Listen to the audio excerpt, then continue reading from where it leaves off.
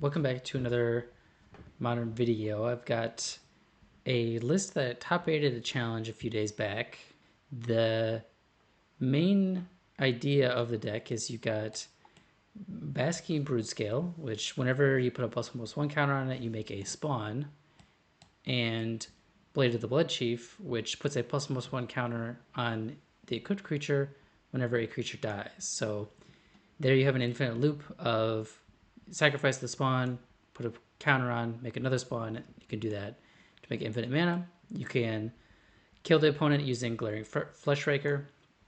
And the nice thing is this is tutorable out with Urza Saga. All the pieces are findable using Stirrings and Malevolent Rumble, so you have a lot of ways to look through your deck. And you even have some of these bigger Eldrazi to, disrupt the opponent and, in the case of Devourer, actually help you find your combo. So, yeah, I'm excited to try this list out, and we'll get into it. All right, we are in for match 1, and this was definitely looking like a keep. And turn 2 Thought-Knot Seer is always nice. You've got Talisman, Kozilek's commands to cast off of these temples as well. Okay, got a Thoughtseize, probably taking the Seer here, but not too bad overall. Still be able to command for 2, or go for a Talisman plus Stirrings on turn 2. Yeah. Thought-Knot is gone.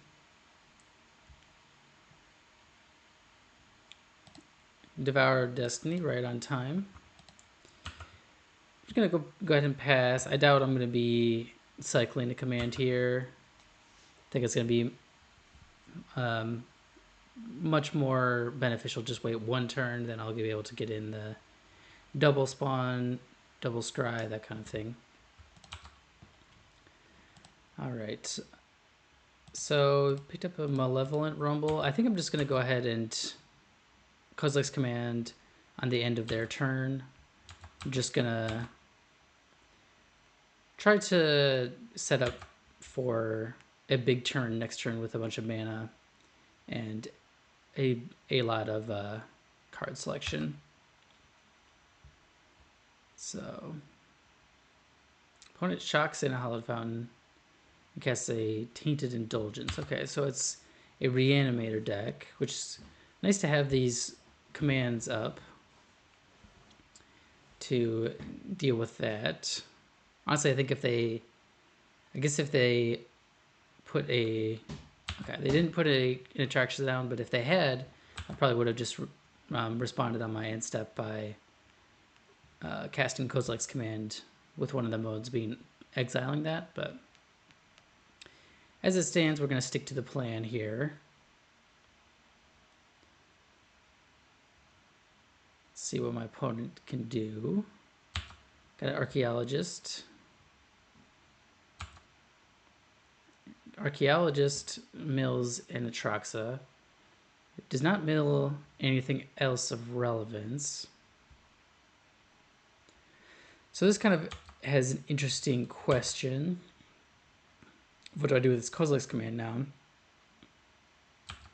I think the best play would be to make some spawns and to exile the Atraxa. I think it's good to create more mana for myself, and then also just kind of take things away from them without needing to constantly hold up command mana. So let's go for that. I'm going to take out a Tainted Indulgence as well, just because. Okay, picking up Urza Saga is nice here.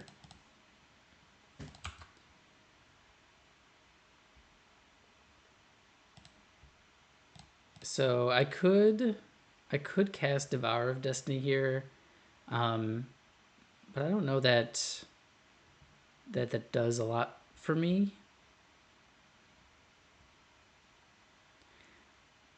Kind of an interesting situation because I could leave up Kozilek's Command for 2 and still be able to either cast Stirrings or Malevolent Rumble, but I'd have to sacrifice these spawns, versus I could cast either one of those without using any spawns, but then my Kozilek's Command are worse.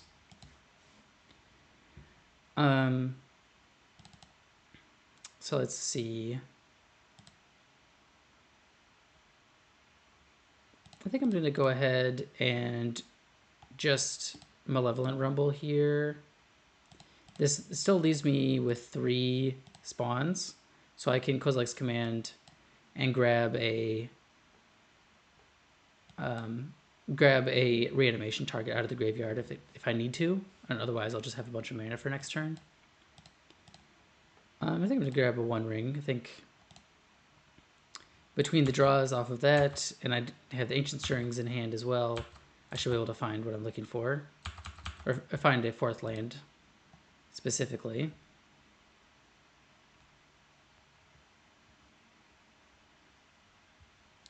So I go for Thoughtseize. I'm going to go ahead and just let them take a peek. Nothing to exile off of Kozilek's Command, and you know, if I scry 1, draw 1, then I would have to look for a land. So Thoughtseize takes the 1 ring, which makes sense. It's definitely one of the hardest things to deal with. I'm just going to take 1 here. No sense chumping.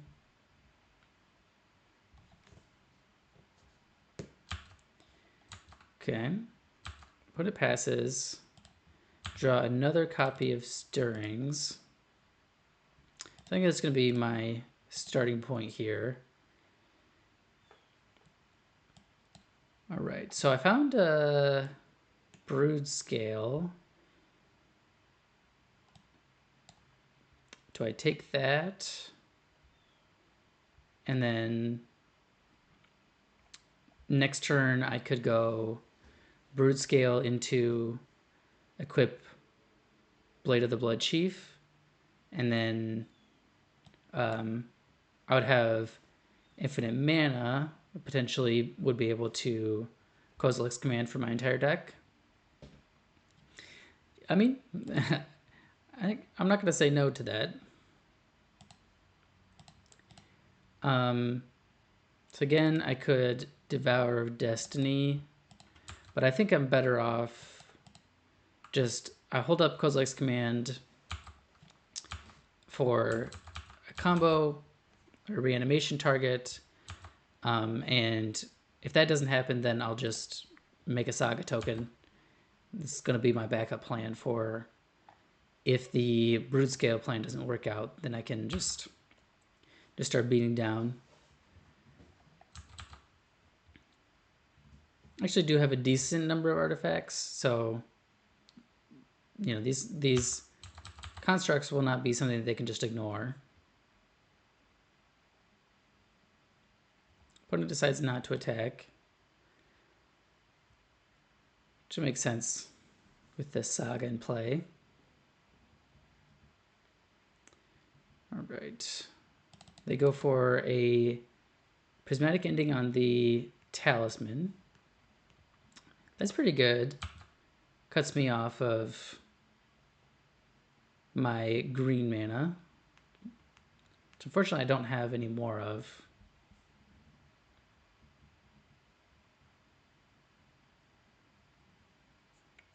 Which now this does put me in a little bit of a bind here. So I can grab a Springleaf Drum to get my green mana back. Okay, Psychic Frog. It's pretty good. Okay, so I think in this case, I kind of need to try to Kozilek's Command. Don't really like going shields down, but they do have 2 cards in hand. And I kind of do need to get rid of this Psychic Frog at some point. So Yeah, so I think I'm going to go for that, and hopefully I'll be able to find what I'm looking for here to combo off.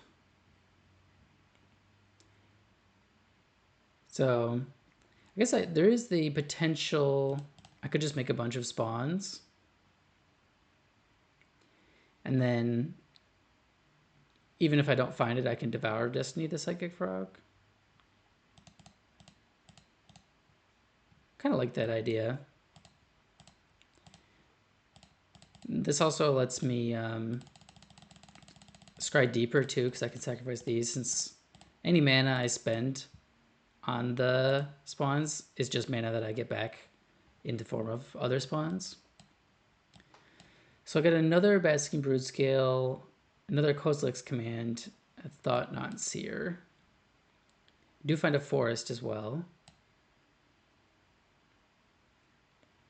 So I could go forest,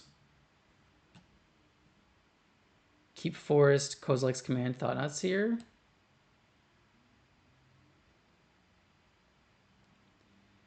I think that's going to be the play here. I can put another of these down. So I don't think there's a way. I guess I am also searching this Urza Saga, so one of these is going to get shuffled away. I don't think there's a way that I could Thought Not Seer and also get the Kozilek's Command in hand. So I'm going to draw these two.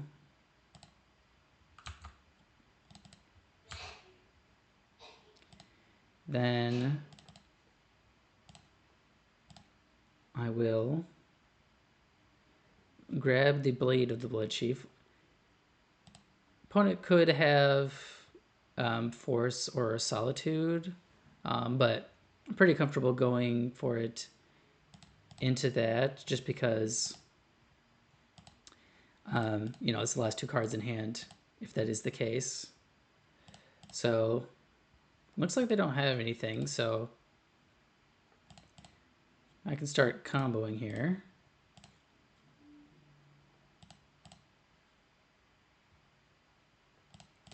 This is pretty sweet. First game starting to pop off. So I can do this until I have enough mana to Kozilek's Command for my deck. And then that will let me go find the, I forget the name of the Flesh Gorger. And then that would be infinite damage after that. So I think this is going to be a little bit of clicking. Fortunately, there's not really a way to show my opponent that I have the Kozilek's Command. Otherwise, they would probably be more willing to concede. Hey, but I'm okay with making some mana here. Making a big old brood scale as well. All right, 40 and 41. Now let's see if my opponent has a Force plus blue card as their last cards. Would be a bit sad if that was the case, but all right, click and spend a mana. But yeah, worst case scenario, I can just cast the Devourer of Destiny after this, exile their Psychic Frog, then they're left with 0 cards in hand. I've got a 43/43 in play, and they don't have anything. So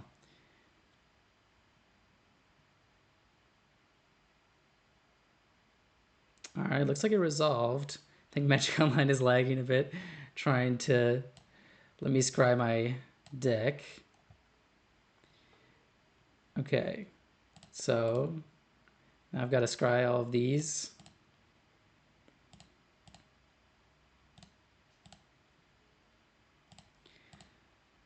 Cool.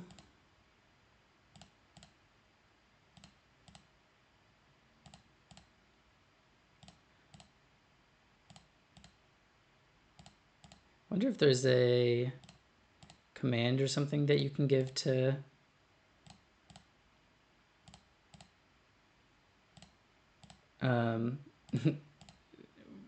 scry everything to the bottom once you've got your flesh raker on top. Okay, so I'm gonna put that on top. And everything else shouldn't matter.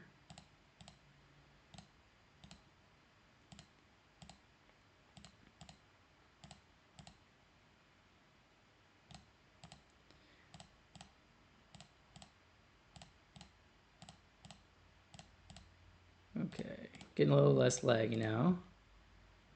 Okay, then draw.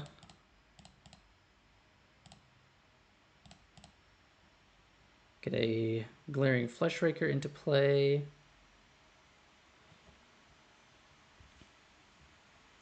Then just 10 more sacrifices and the game will be done.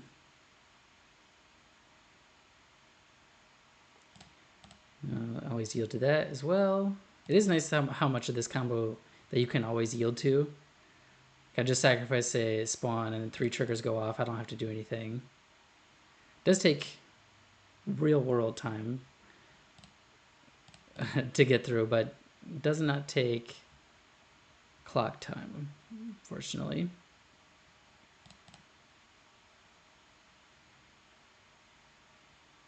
Yeah, it does take a little bit though. Yeah, it just erased 5 seconds off my clock whenever I do this. So I guess it is counting this against me, even though it's all auto yielded.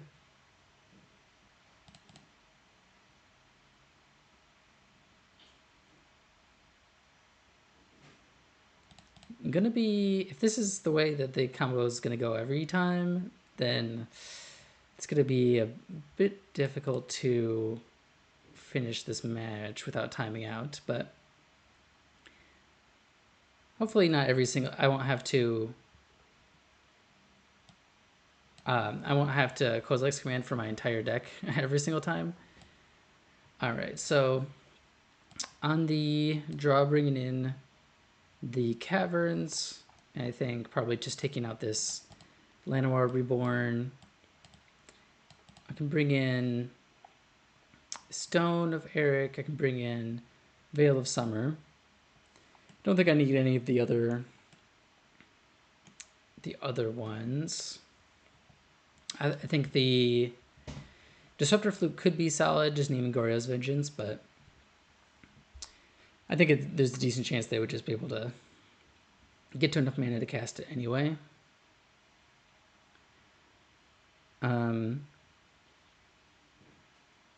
So let's see. I think the Veils will be good. They're, the Thoughtseize Grief deck, plus they're playing some amount of counter spells. And then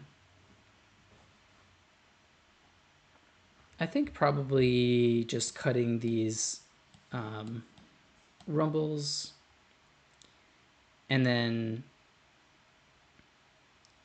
let's see, maybe trimming a flesh raker. Kind of go from there. We'll see if this is this sideboard plan works out. I can always change it up for game 3 if need be.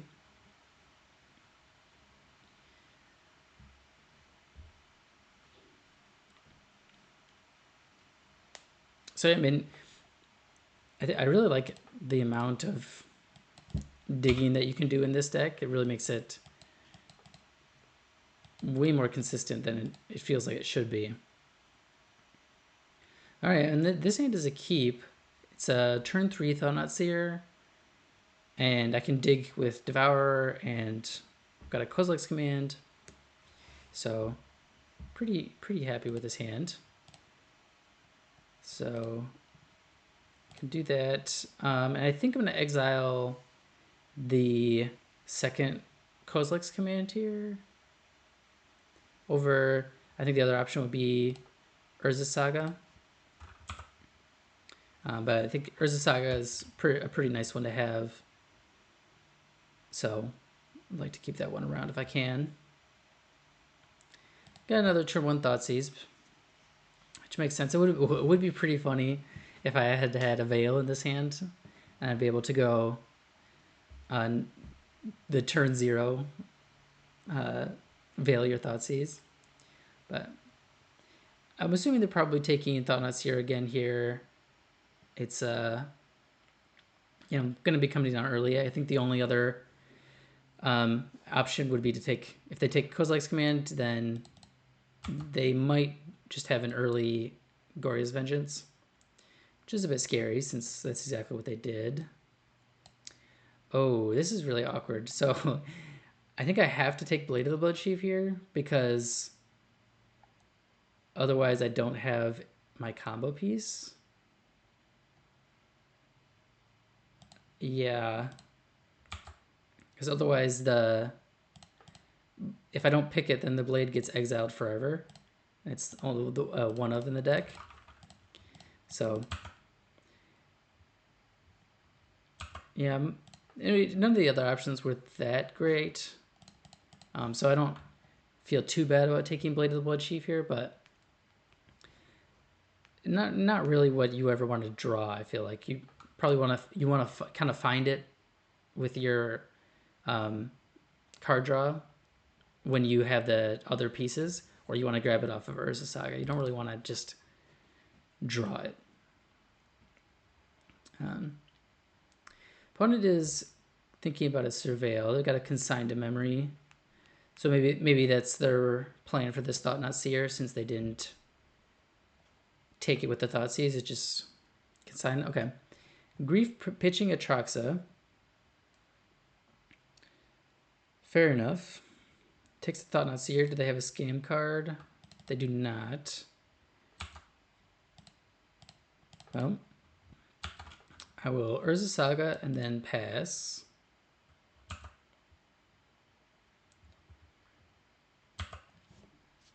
Still a little bit of ways away from casting this Devourer.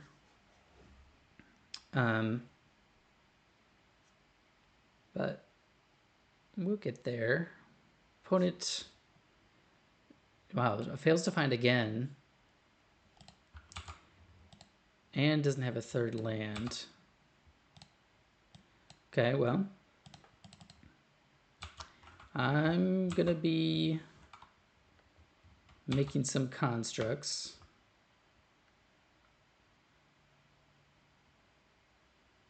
Tainted Indulgence. Looks like don't quite have 5 different mana values. Actually, it only looks like 3. Oh, actually 4 because of the planes. So yeah, just miss it. Now, if any future Tainted Indulgences will be just draw 2s. Don't discard an Atraxa though, which is nice to see.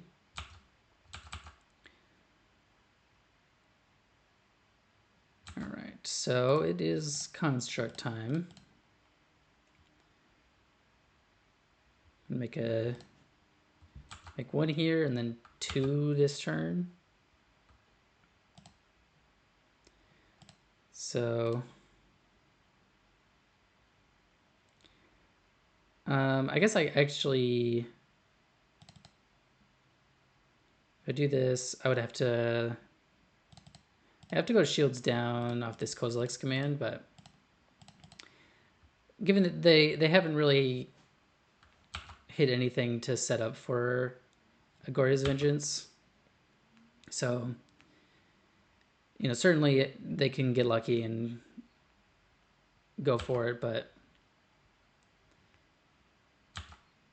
okay, so they're gonna Consign to Memory? No. Could actually grab, I think I'm just gonna grab the stone next turn. This lets me make another Saga token this turn. And then next turn I can grab the stone and then leave that up for any future Gorya's Vengeance turns. Okay, so they go for Ephemerate. They find another Ephemerate. So it looks like they're going to be able to dig pretty deep here.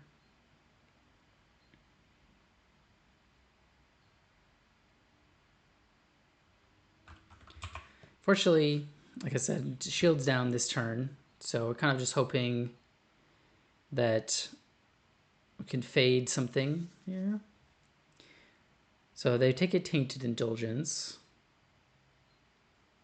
No Atraxas were hit, so that's a good sign. So I'm going to have to spend mana to get it into the graveyard.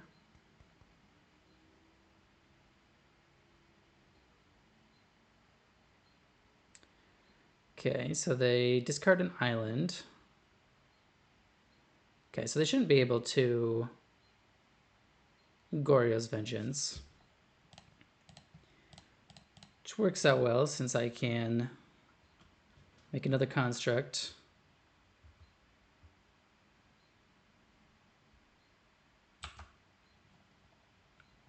Oh, drawing the stone is a bit awkward here, since that means I can't cast it and then also leave up the exile portion of it. And that's all, and I also don't have anything to grab off of this Urza Saga now too. If they can sign a memory, that would be pretty awesome. I would love that. Looks like they might just be going for Surveil Land. I mean, they're actually dead on board if they don't have anything. Okay, so fail to find there. But I'm going to attack. I do have Kozilek's Command up. Like, I can exile one card out of their graveyard if I need to.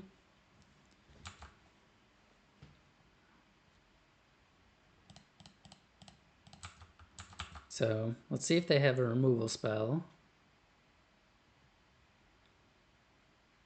Okay, they do have a Solitude. They have to exile their Ephemerate though, so they can't, unless they have a third Ephemerate, they can't scam it.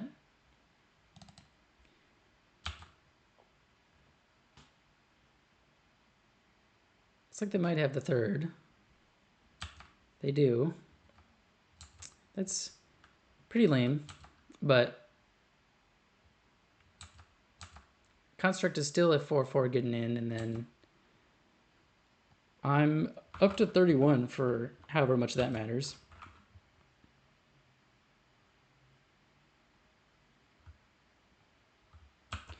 Okay. I'm going to pass turn for now. I can hold up this Kozilek's Command. Next turn I can get down the Stone of Eric. And they'll still... should... Okay, so they're targeting the Archaeologist, so I'll get at least one construct, or two constructs actually, left in play. They pick up a Gorya's Vengeance. So they're now just looking for an Atraxa to put in the graveyard. Okay. They just draw two cards. They don't get to discard anymore.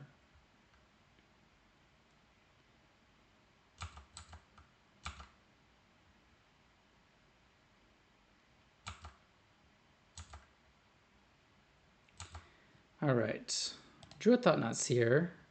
It's kind of an interesting draw here. I think the...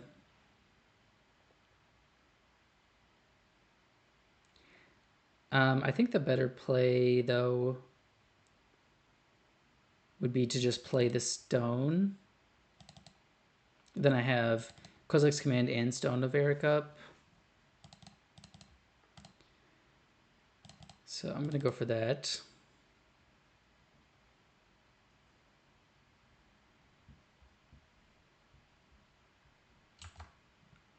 Now I've got a couple of 5/5s. Gonna be swinging in here.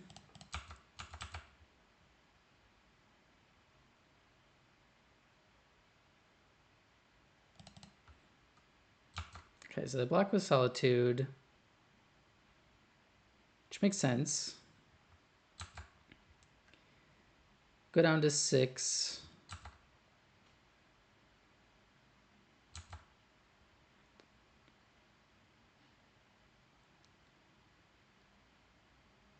And then I do have the potential for lethal next turn, since I can close X command, remove the Archaeologist, and then deal with it that way. And then, yeah, just swing in for lethal. But we'll see what they have in hand. We know one card in hand is Goryo's Vengeance.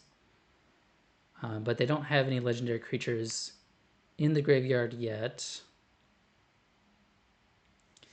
They're just hard casting Priest.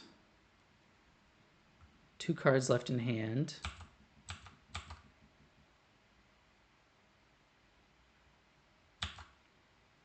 Okay, I think I'm going to go ahead and I can probably crack this stone here.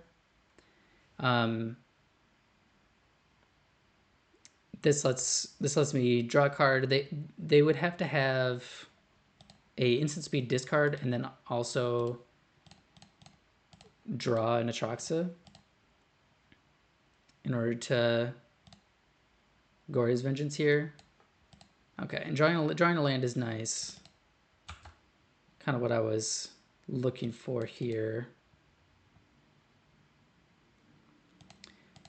So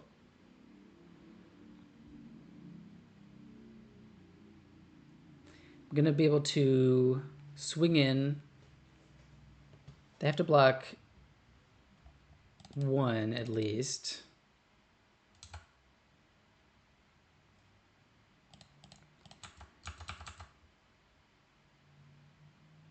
Then the question is, do I Thought-Knot Seer? I think the answer is yes. I can take the Goryo's Vengeance out of their hand.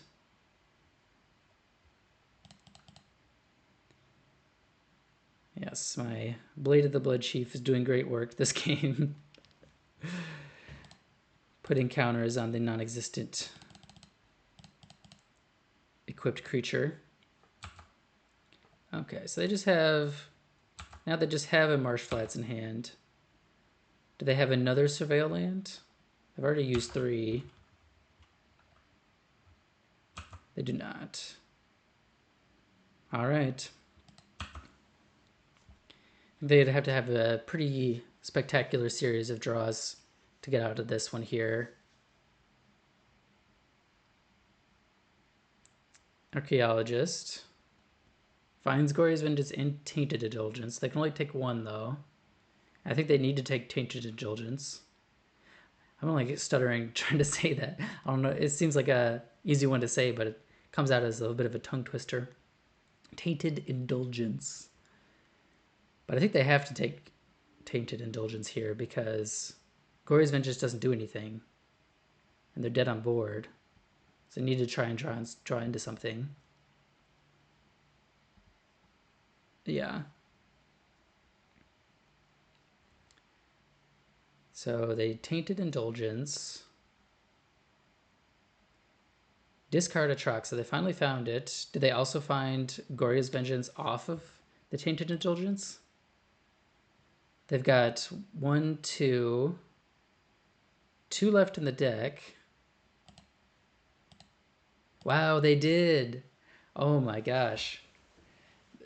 Archaeologist off the top into Tainted Indulgence for 2 more redraws into Atraxa and Goryo's, like those specific 2 cards. That's actually crazy.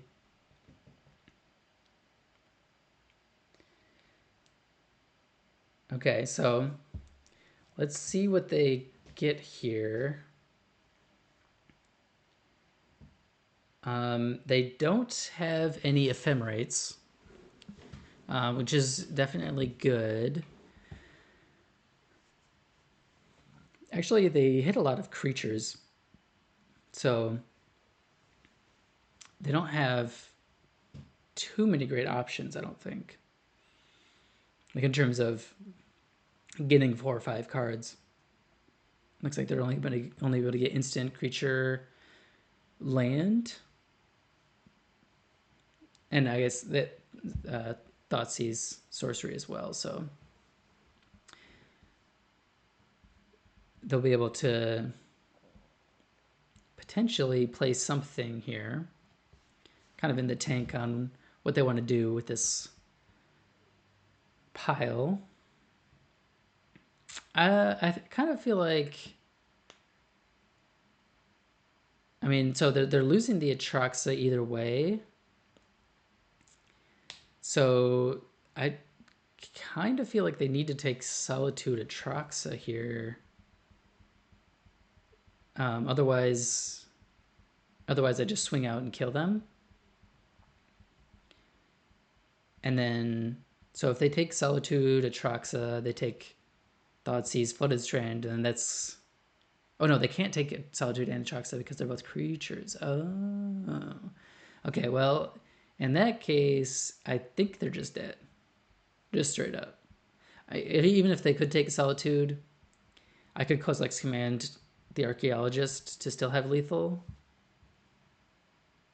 Okay, so they picked Glorious Vengeance, Atraxa, Flooded Strand. Okay, so they do get to attack, and that gains them 7 here. Put them back up to 12. But I know their hand, so I know that this Kozilek's Command is just lethal. 3, 4, 5, 6. Yep.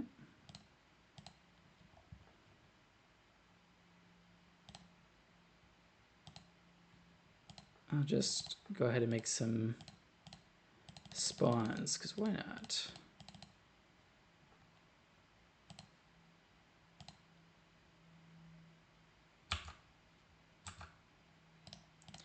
All right, swinging in for exactly 12. Nice, that was awesome. That was an awesome match. My opponent had his sweet line of top decks, and then we got there game 1 with the combo, game 2 with just the beats. Opponent is drawing the rest of their deck to see if they would have won. But yeah, we're moving on to match 2. All right, back for match 2. This is kind of an interesting hand. It's got... I can go 2 lands into Malevolent Rumble. I'm going to try it out. I think it's the type of hand where it's not exciting by any stretch, but I'm interested to see if I can pull it off, since it can really, like, I mean, it should have all of the resources necessary to win this game. My opponent is currently mulliganing to 5, so, you know, definitely feeling better about this hand against a 5-card hand, for sure. So, go ahead, play a tapped land, and see what my opponent is up to over there.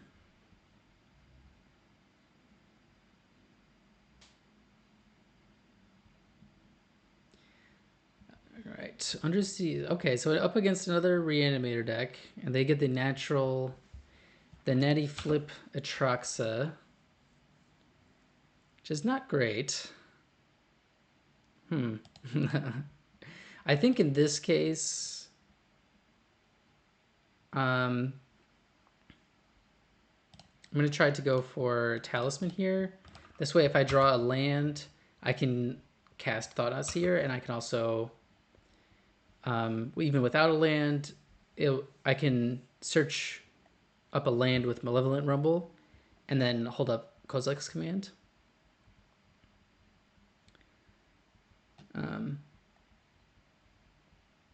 So yeah, this is a bit spooky. Normally they, without the natural surveil, they shouldn't be able to turn to Goryo's Vengeance, but they could here if they wanted to. I think the question they might be thinking about is it worth it to do it this turn? Because you are out of mana so you can't ephemerate. I mean, I think probably it is worth it. You know, just get your Atraxa draws and then set up for another one next turn. But maybe they might be going for maybe an end step Atraxa here. Okay, so I didn't draw a land, but I can still keep up this. I'm banking that I'm going to draw a land off of this, which I did find 3 lands, but only one is untapped. So I will luckily be able to pick that and then leave up Kozilek's command. I mean, and next turn I just have infinite mana and the combo in hand, so you know, there is a chance that I might just come up with a win here. Looks like they've got Agorio's Vengeance. Oh, okay, just a Tainted Indulgence. Sure, that's fine. Really don't want to sacrifice the spawn if I don't have to, since I'm planning to use it to start the loop next turn.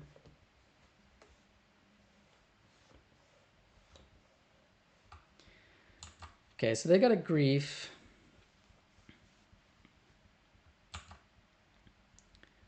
Let's see if they're scamming it, then obviously they can kind of just strip my hand. But if they're just going for Agorio's Vengeance, then I might just take Kozilek's command and then do that.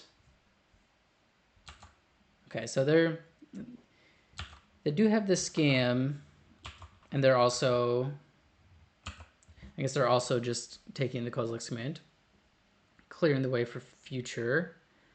The nice thing is playing an obscure combo like this, my opponent might not know why I'm playing Glaring Fleshraker. They didn't take the combo, so I'm gonna go for it. You know, obviously they could have Solitude or something, but I'll take the 2-for-1 if that's the case. Okay. Sacrifice this. Always yes.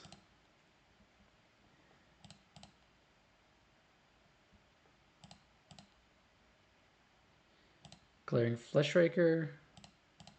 All right, well. Now my opponent has learned about the combo. Probably would making different decisions with their scam Grief in the future. But yeah, another really good game with the deck. I'm going to be bringing in the Gemstone Caverns for the Llanowar Reborn. Kind of a standard, I feel, kind of a standard play. And then bringing in the same package I did before, Veil of Summers and Stone. And then, trimming the Fleshraker. I do feel that Malevolent Rumble is might be better than I was giving it credit for in the first match. I kind of wonder if it would be worth, like, if I ever take out Thought-Knot Seer instead. Seems a little bit sacrilegious. Maybe the One Ring, to be honest. Does seem fairly slow in the matchup. Well, you know what? I think this is a time for an experiment. Yeah, let me know what the comments what you would have done. I think this is seeming more correct to me the more I think about it, just because you know the ring is just not that great against their plan, since you know it doesn't stop them from comboing, it doesn't stop them from getting a huge number of cards in hand, just doing it again next turn. So yeah, that's kind of my reasoning.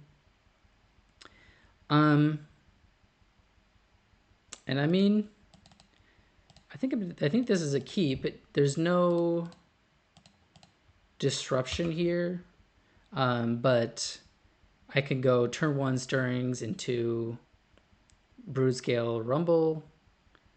Looks like a Scam Grief for my opponent. They pitched another Grief.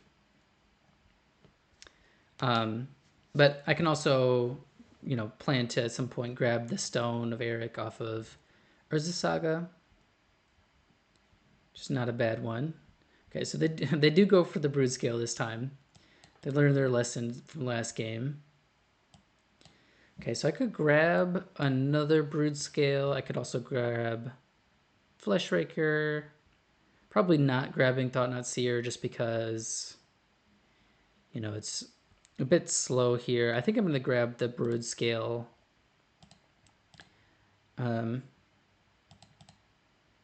Yeah, I think you know, getting infinite mana is going to be more important than having the finisher. Although I guess I didn't really consider the Ephemerate here. It's just going to take the Brood-Scale probably. But, you know, not too much I could have done there other than just take a land, and then they're just going to, you know, pick one of my other 2 cards anyway, so. The classic Grief Ephemerate has struck again. They get an Archaeologist. They whiff, but they do put in a Trox into the graveyard, which is very spooky. I'm going to go ahead, get a Rumble into play, and then I think that's just going to take the Talisman here. I've already got a Devour, and I'm pretty far away from casting it, so this at least will get me closer for, you know, next turn. If I go Talisman into second Rumble, then I should be able to put Devour into play soon-ish. Looks like my opponent just land pass. Pretty happy with that. Drew a Thought-Knot Seer too. I kind of feel like I just need to cast this. See what they've got going on. They've got a Griselbrand and a Prismatic Ending. Kind of interesting. I think I'm just going to take the Prismatic Ending. They don't have... they already have an Atraxa in the graveyard. So I think taking Prismatic Ending just lets me go grab the Stone of Eric next turn, and then they don't have an answer to that.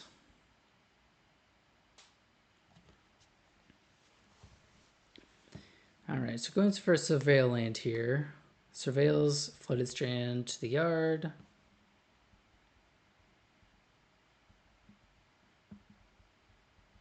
Okay, go for a Tainted Indulgence. Discarding the Griselbrand. So 2 unknowns in hand. Just attacking with the 3/2. One thing about the Ephemerate scam is, you know, it's not really... the clock is much slower than the You Are Not Dead scam.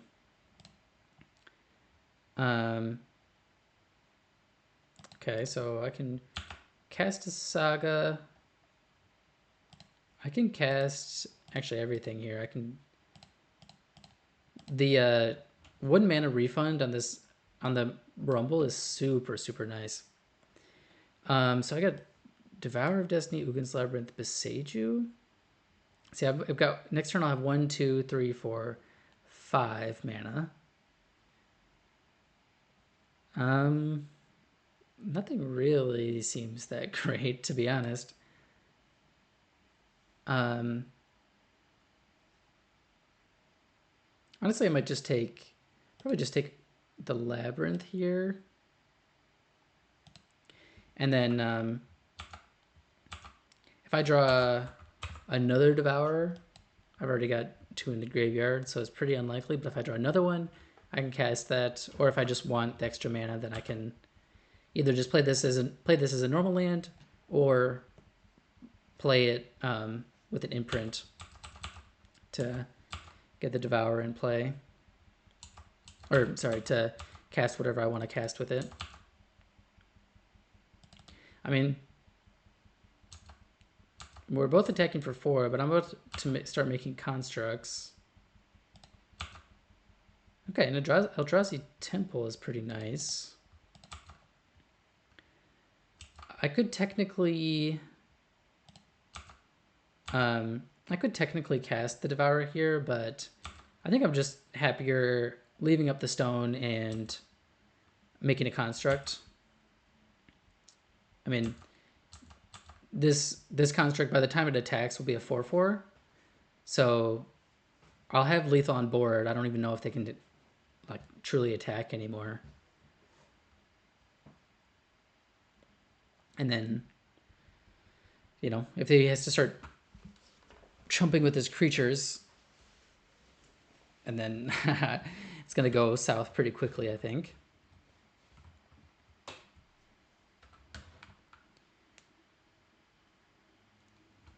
Opponent does have 4 cards in hand. They appear to be non-lands as well, which is a bit spooky. Do I double block here?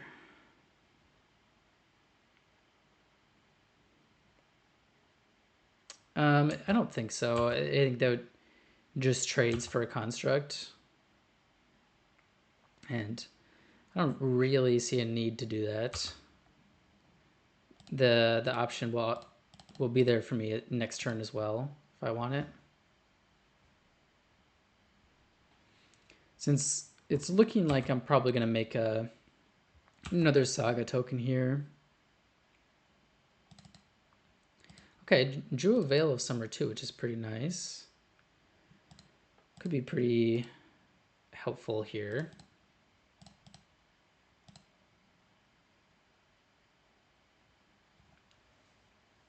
So to make a construct, and then I also get to grab Springleaf Drum. Or actually, yeah, probably just grab the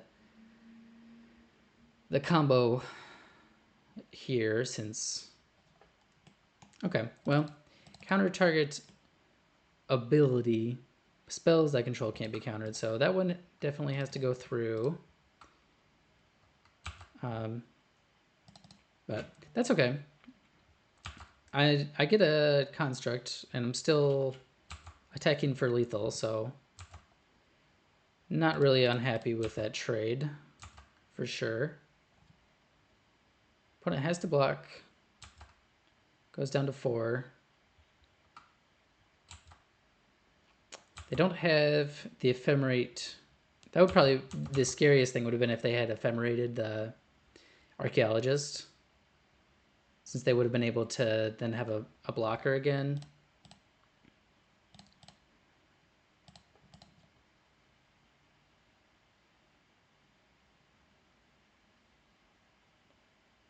Don't know how much this matters, but I will counter that Thoughtseize.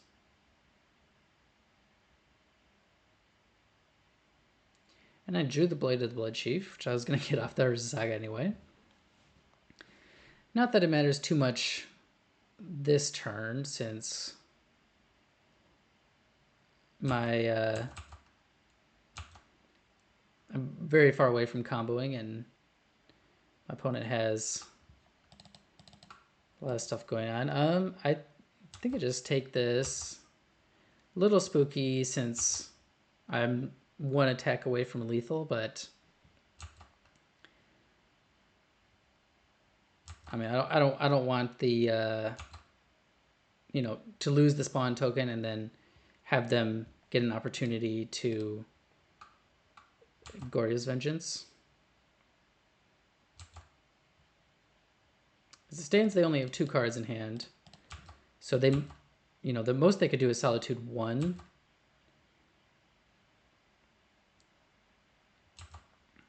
I think this may just be a Gorya's Vengeance concede.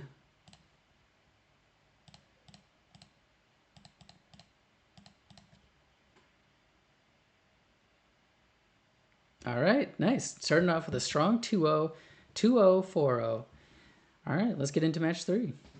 Okay, back for round 3. Unfortunately, I think this one is a mulligan. Just not enough lands. This one also doesn't have lands, but it does have a Devourer of Destiny. So I think I'll keep this one. I'm going to put the blade to the bottom, pretty far away from wanting that in play. Opponent is also a Devourer of Destiny enjoyer. So they'll get to search, and then on my turn, I'll get to search. I'm going to be looking for a land. Pretty nice to know that the blade is on the bottom, so I don't have to pick it if I don't want to. All right, so they found an Ugin's Labyrinth off of the Devourer. Looks like they just exiled all 4. Kind of an interesting one.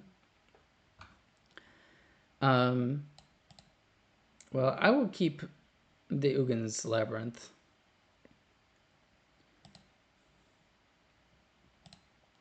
Go ahead and exile Devourer here. Looks like I'm up against the Through the Breach Eldrazi deck, which is definitely scary since, you know, they're going to be very fast, and like this turn they're already up to 3 mana. I'm gonna start casting these Rumbles.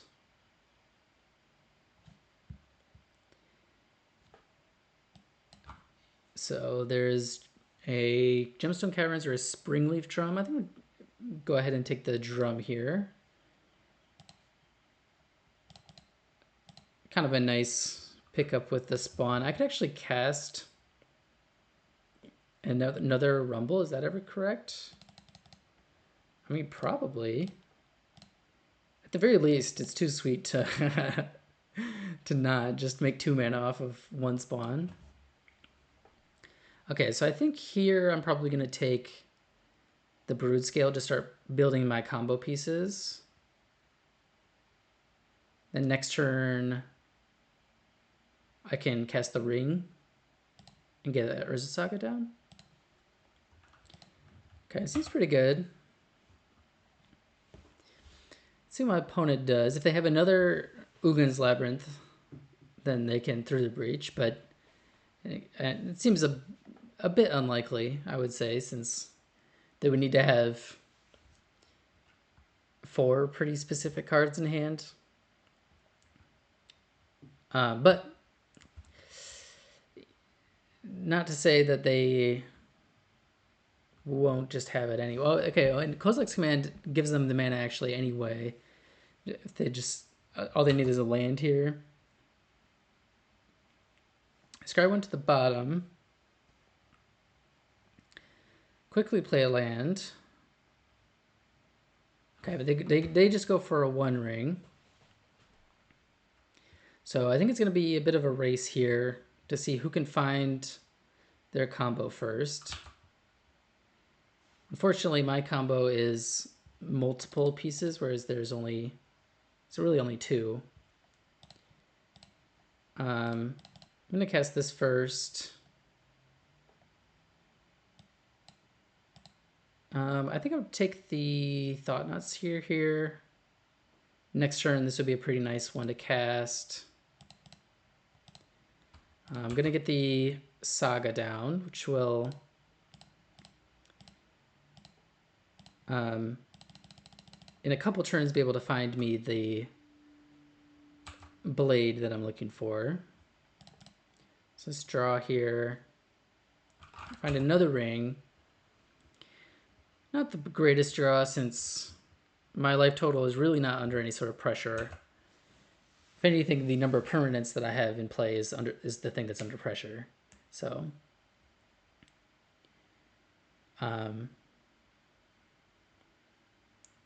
yeah, next turn I think. Okay, so they go for Beseiju on the Labyrinth, which I'm kind of okay with. Obviously, it cuts me off of 1 mana, but you know, I feel like the Urza Saga is a little bit more important. Okay, so they have another ring, so I can't Thought Not Seer them this turn.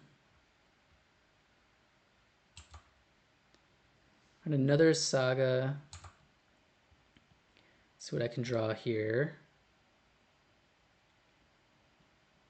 Found a Devourer and a Forest. Okay, so I think kind of at this point I'm just going to play Brood Scale and then I can make a Saga token.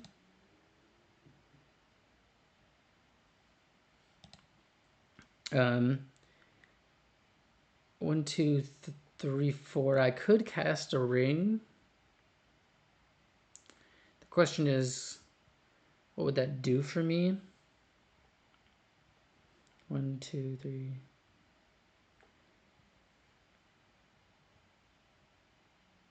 I don't think that does anything for me. So I think I'm better off just making a construct here. The construct actually gives me another permanent. So if they through the breach Emrakul, then I can make a construct, just take 15, and then sacrifice everything except for the Brood Scale, the Spawn, and the Saga. And then I'd be able to search up the Blade, make infinite mana, and then win with Kozilek's Command. kind of a wild line, but of course they could also have the new Ulamog, which definitely would kill me, since it's gonna be looks like a Annihilator 10. Pretty good. It's pretty good. Though the fact that they've tapped the ring and cast a Stirrings makes me hopeful that Through the Breach is not coming this turn. It's like just a pass for my opponent. Oh. Okay, to casting a Talisman. All right, well. I mean, I'm going to grab the blade and go for it. If my opponent could have a Kozilek's Command to break up the combo, but then in that case, I at least still have the construct backup plan, and you know, I force them to use it there. And I think in that case, I would want to cast a Thought Not Seer, so I'm not gonna make a construct token. Just gonna go ahead and grab the blade here, and then see what my opponent does.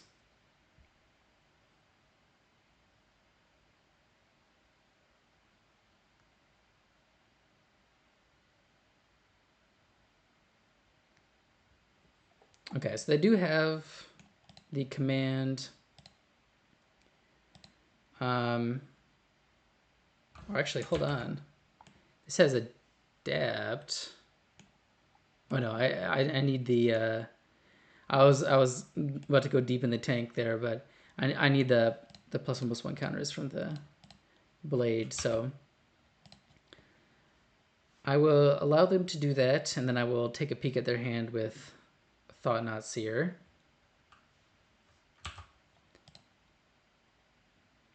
Okay, so they put 2 on the bottom. I guess I'll draw first. I could still draw another one. Okay. Nothing there, unfortunately.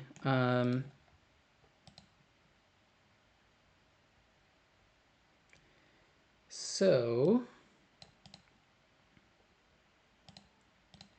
I guess I will just start with a Thought Not Seer. My opponent gets to draw an extra card, so let's see what they've got. Okay, so they've got all of the Eldrazi in the world. The one thing they do not have is a Through the Breach. So next turn they could double Thought Not Me, which I don't necessarily care about to that degree. So I guess I'm just taking the Ulamog here, since if they threw the Breach Emrakul, I could still win through that. But if they get that down, then I'm just dead. I've got 1, 2, 3, 4, 5, 6, 7 mana. So I could cast a Devour as well, but I don't have any colored permanents. So yeah, I'll just go ahead and take that. I could cast a Talisman, but I think I'm just going to go ahead, play a tapped land here, and pass the turn. Get in for 4 in the meantime. I mean, I am putting them down to 12 here, then they go to 2 off of the ring. Or sorry, I'm going down to 14 here, and then to 12 off the ring. You know, definitely whittling them down, but obviously we know that their hand contains a lot of gas. So they're up to a lot of mana, but not quite enough to cast the Emrakul. Looks like they're probably just going to go for the double Thought Knot here. I will not put a +1/+1 counter on my opponent's creature.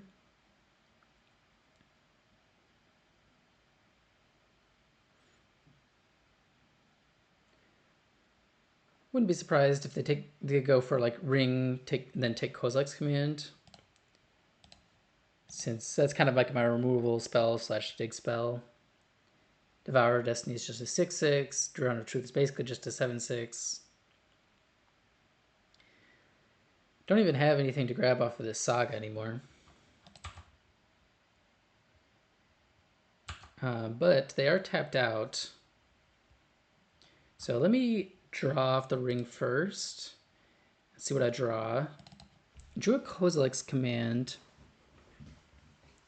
Kind of an interesting one, because I could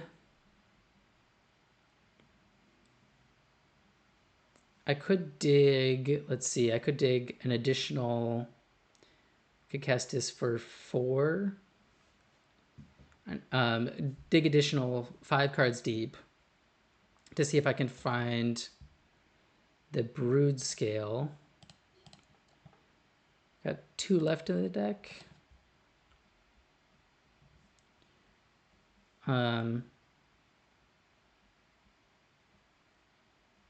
Interesting. Very interesting situation. I think I'm going to go ahead and just tap this. Don't have any more of those or any more artifacts to grab. So my options here are to play a Thought Not Seer. But I honestly do kind of think that the Kozilek's command is going to be better. You know, it definitely has the upside of just potentially winning the game on the spot. So I have to leave up Spring Leaf Drum so I can make a green mana. Um, then let's see. I did find a Basking Brood Scale. Also found a Glaring Flesh Shrieker, which I guess I don't actually have a way to... Now that I think about it, I don't actually have a way to get that. Maybe it would have been a better plan to... Oh, no, I have talismans, right? Oh, no, but I don't have a way to draw cards. So I have green mana, but not a way to draw cards. So, I mean, I could draw the One Ring and then cast that into a Brood Scale, but that doesn't actually do anything for me. So I guess what I'm going to do is just go like this.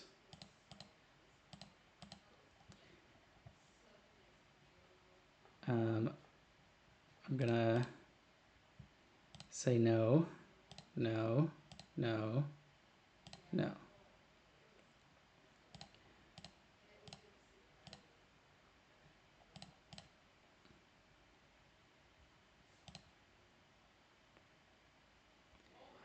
And sure, why not? Always yes, always yield.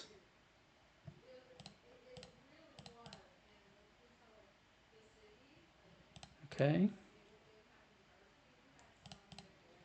So I'll just start casting stuff.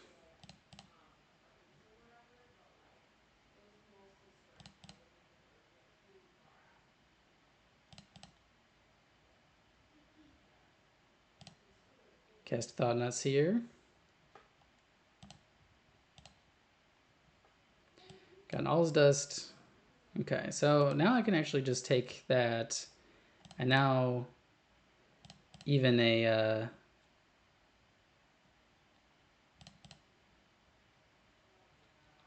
Through the Breach isn't that scary.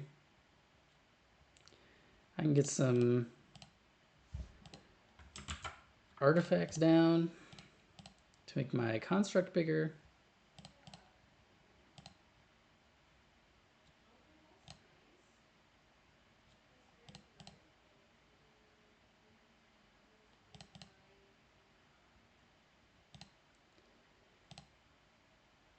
Okay.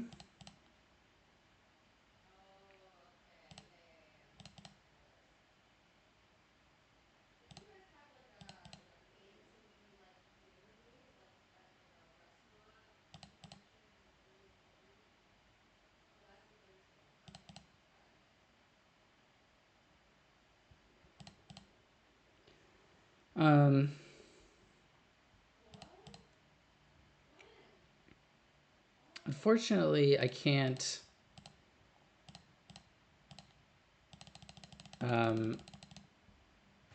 make this Thought Not Seer lethal. Oh, actually, hold on. I'm sure people are probably yelling at me. I can attack, and then they have to block due to the ring, and then I'll draw the Flesh Raker. Okay. So yeah, because if they technically don't have to block, which is I guess always true in Magic, but they will die to the ring if they don't.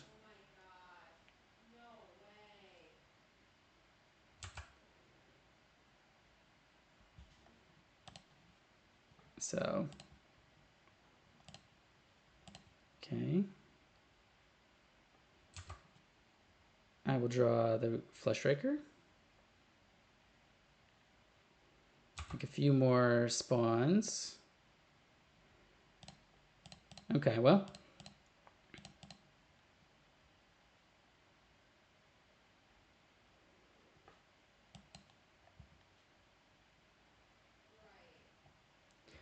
Fair enough.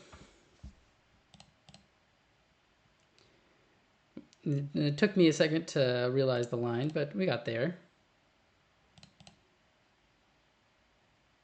Get to ding my opponent down to 0.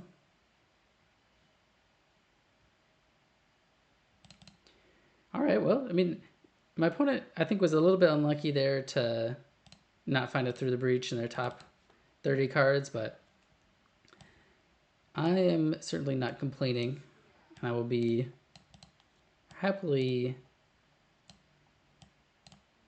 sideboarding up a game for game 2. Sorry, I meant to bring in Haywire Might. I guess Pithy Needle could be okay. It would turn off my rings. I'm assuming that I would want to name the ring. But it could also be pretty good. I think I'm going to bring in Beseiju. I just cut a forest for it. You know, it's pretty solid against their labyrinths and their temples. And then I can also, you know, do a little bit of work against any artifacts that they might have brought in.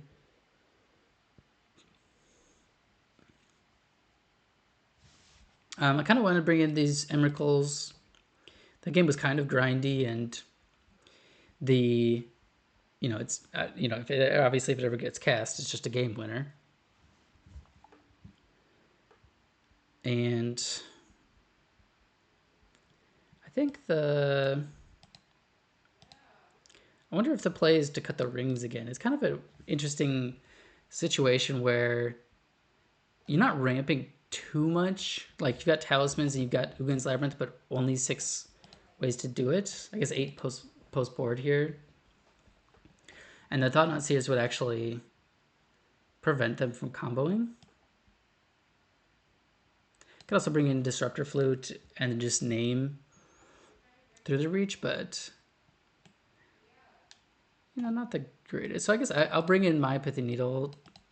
Yeah, I'll juke my opponent a little bit here. I can board out the rings and then bring in Pithy Needle to deal with their rings. Okay. I think this is a keep. If I draw any imprintable card, I can go turn 2 Thought-Knot Seer. But regardless, I can go turn 2 Flesh Raker or make some Kozilek's Command's tokens. Kozilek's Command is one, I honestly, when I read it, I didn't think it would be that great. But, I mean, it's really overperformed, and I think the main thing I missed is the kindred aspect of it, where, you know, Eldrazi Temple taps for 2 when you're casting it, and it's just so flexible that it kind of solves all your problems, you know, as a Eldrazi player, where it gives you removal, gives you card draw, gives you ramp. Just so versatile. All right, I'm gonna go ahead and get this guy down. Make all of my other cards better, ping them, get a mana back, and it's pretty good. They do find it Ugin's Labyrinth, so potentially start ramping here. Exile Ulamog, which is pretty spooky. But I do have a Thought-Knot Seer here, so hopefully if they have it through the breach, I can take it.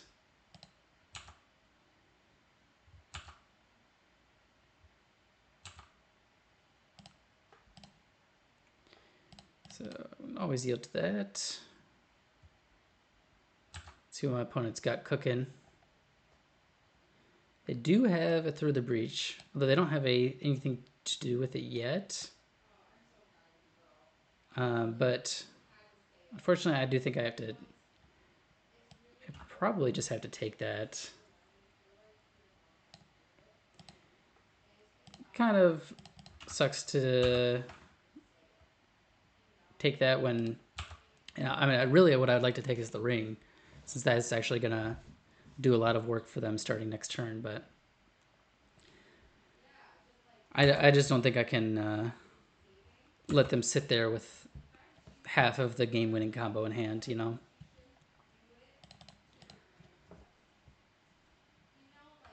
Oh, and they even have an Ulamog exiled already, so they could potentially,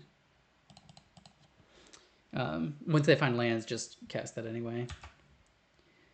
All right, so another Brood Scale. Let's get a Stirrings here. Okay, I did find Pith Needle, which is pretty sweet. Yeah, I think that's going to be the take here. Urza Saga, finishes the combo, but I mean, I can always, my plan to just take off their rings, kind of paying off, to be honest.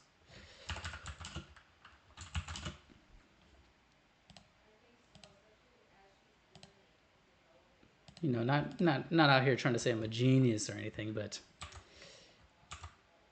Pithy Needle is on the One Ring, and I'll just leave it at that. I think, I guess I could either cast the Brood Scale here or go for a Kozilek's Command end of turn.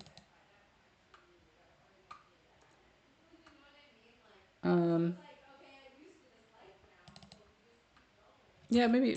I think I'll just go for the Kozilek's Command. If they go for a Thought-Knot Seer, I can exile that. I can also I could also just ignore the Thought-Knot Seer, to be honest. That's more likely to what I will do.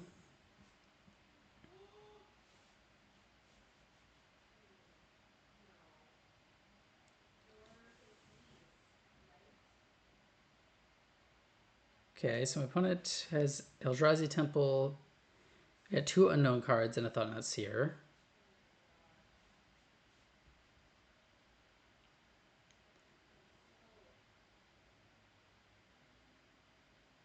It's like Thought-Knot Seer is the play here. All right, I will cast this in response. I'm just going to ignore the Thought-Knot Seer, I think. So, do that. I can cash these guys in. Go for X3. Get a spawn back. And then get 3 more. Kind of goes crazy, to be honest. Well, next turn I'll have 2, 3, 4, 5, 9 mana. I think I'm just going to... Kind of hurts, but I'm going to bottom all these. In order to keep it from the Thought-Knot Seer, I'd have to draw the Gemstone Caverns here. I don't really need to draw the Gemstone Caverns. Pretty happy with just going this way. So I take my Thought-Knot Seer, which is fair enough. Draw another Malevolent Rumble. Go ahead and cast it. Interesting. I guess I'll just take a forest. It's an untapped land at least. I'm gonna cast the second one. Okay, so I found a Beseiju. and a third Basking Brood Scale. I think I'll just take the Beseiju here. I can cut them off a little bit of mana.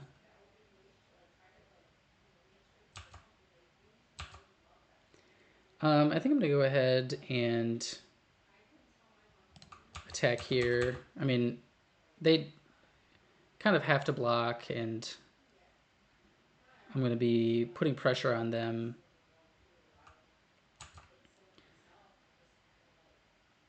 This unlocks my other attackers next turn. Okay, Urza Saga is kind of nice. Did already play a land, so I can't play it yet, but I mean, I'm whittling down my opponent pretty quickly here. Honestly, I wonder if it might have been correct to attack with a Flesh Raker, which seems a little crazy to say, but I wouldn't be surprised if that was correct. So I'm gonna go draw step, Besage them, make sure they can't. They lose a mana, and then they also get further away. I guess actually, no, I think that was untapped. So I never had a chance to stop them from getting the Willamog back. But it is no longer exiled. So if they do through the breach it, then it would just be Annihilator 5.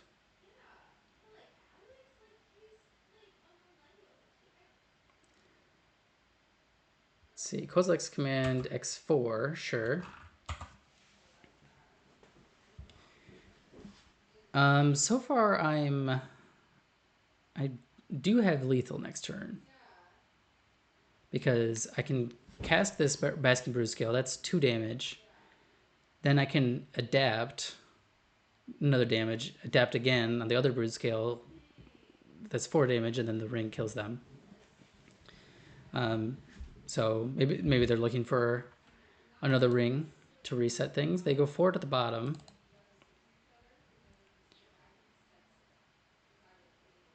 Re-exile Umag. They got 6 colorless mana available. Talisman. They have Through the Breach. They're not paying a red. Okay, they found a ring. So they do get to live for another turn here.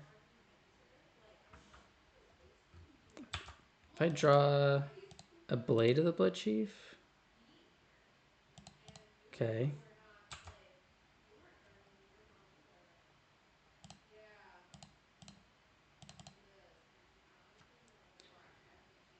What I can do is...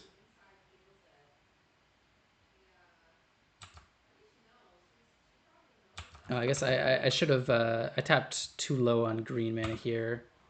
I could have dealt 3 to them. Not that it necessarily matters too much, I think, but...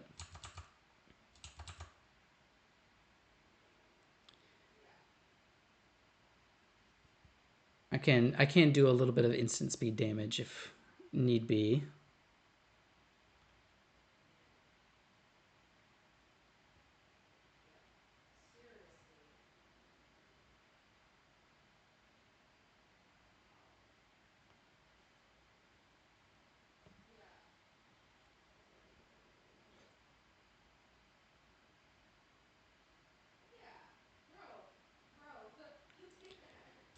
Okay, Kozilek's command X7.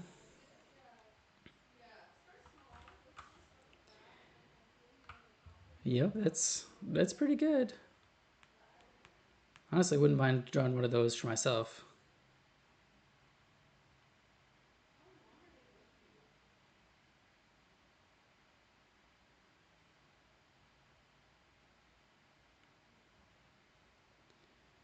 I think the...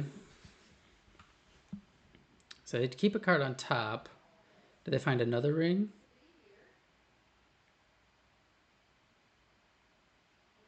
Oh, they found it Through the Breach. Okay. Okay, so they're Annihilator 10, huh? Alright, well, I can... I guess this doesn't actually make any permanents, huh?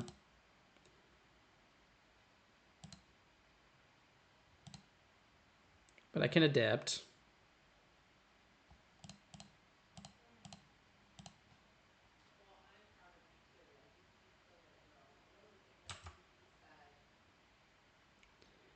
So I have to sacrifice 10 permanents. But I have a lot of spawns. So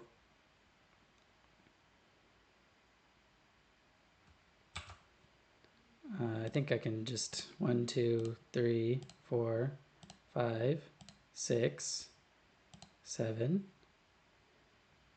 8, 9, 10. Go like this. Take 17. All right. Well, we're 3-0, 6-0. Really happy with how this deck's coming together. Let's jump into the fourth match. All right, we're back for round 4, and I mean this hand looks sweet. Get a Devour into turn 1 Talisman Ancient Stirrings, turn 2 Thought-Knot-Seer Ancient Stirrings. Definitely seems like a sweet start. Up against Nadu, which, you know, a bit annoying, but at least I'll have some disruption here. So now this is an interesting one. Do I take Malevolent Rumble, or do I take Forest because I don't have a third land? I think I'll just take the Rumble here. I think there's a decent chance that I'm going to be finding some lands off of these stirrings, and then, you know, if I do run into the situation where I'm casting or I'm digging for a third land, I can always just prioritize that at that point. Okay, well, I mean, that's a combo piece, so I will grab it.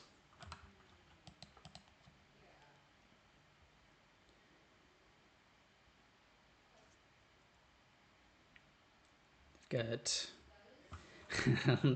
just the turn 3, just the casual turn 1 Shuko, turn 1 Dantuko, turn 3 Nadu. Luckily, I have a Thought-Knot-Seer that may have something to say about that. And they just have a chord. So, I mean, they're a little bit ways away from finding it again. Okay, so I will be grabbing a Thought-Knot-Seer here. Force them to use this chord on hopefully something that's not Nadu. Oh wait, no, they can just... This deck is so stupid. They just fetch out Nadu. Yeah. Well, I guess we will hope that they brick. Okay, so they haven't bricked yet. Um,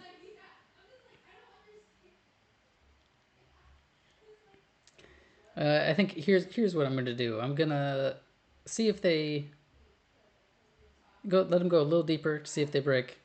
If they don't, I'll just cut to the next game, and then if they do, then I'll speed this through. And well, either way, I'll see you on the other side.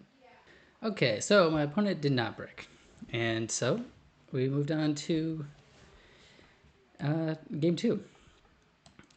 So I'm gonna be bringing in a bunch of cards here. I think I want disruptor flutes. I think Haywire Mites and Pithy Needles are kind of a no-brainer here. I could bring in Beseiju, take out Shuko, take out Saga. I don't hate it over the Llanowar Reborn. Then I need to cut 6 cards here. To be honest, I think I'm going to be trimming the rings here. And then maybe just trim 1 Fleshraker, one Rumble. Go with that. I think the the main thing I'm going to be trying to use is just these Disruptor Flute type cards to win the games here. This hand seems pretty unexciting. Doesn't really have disruption since I wouldn't be able to cast this till turn 3. I think I can find a better 6. Okay. I mean, this is definitely a better 6.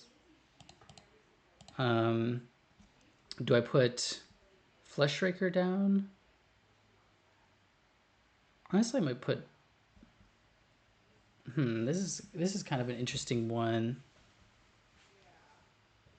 Because I could also put either Brood Scale or Devour down. I don't think putting Devourer down is ever correct. I could put Drowner down. Yeah, why don't I do that? It's a little awkward. I won't be able to imprint this second Labyrinth. But as it stands right now, I don't need to. So I'll keep this. My opponent is mulliganing to 5, so definitely glad to see that.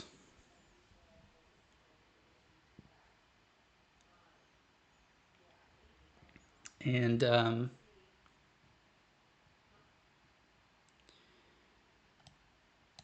so yeah, I think I'm going to be... I do need to probably find a green source. Interesting.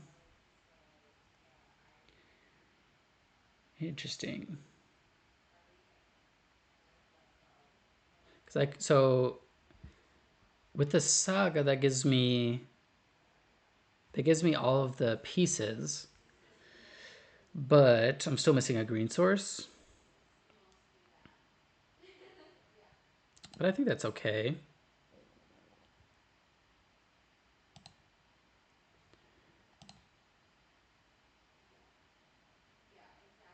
So I can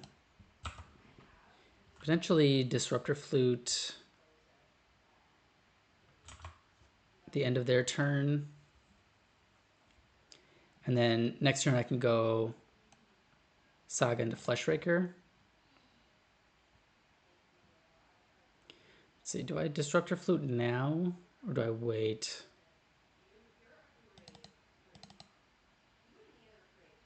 Kind of an interesting spot. I think I'll just go ahead and cast it now. It just seems like, well, I can name Misty now, which I guess is probably just correct, right? Like,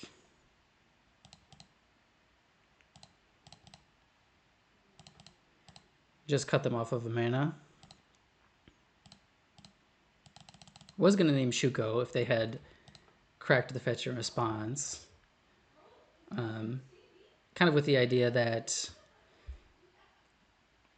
then they're forced to like go for the Outrider kill, which is likely going to cost them a bunch of mana off of the cord.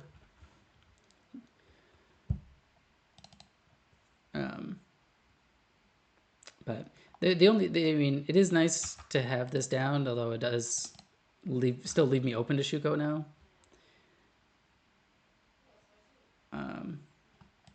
Oh, that's so brutal. Wow. Well,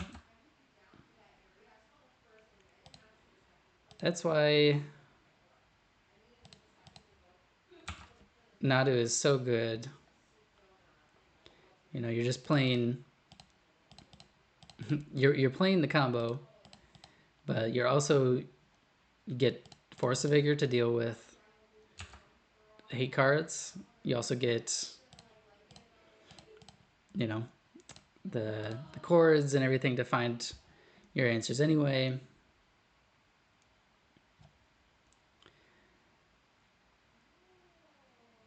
Well, I've got my combo down. If I draw a blade, then I can win right now. But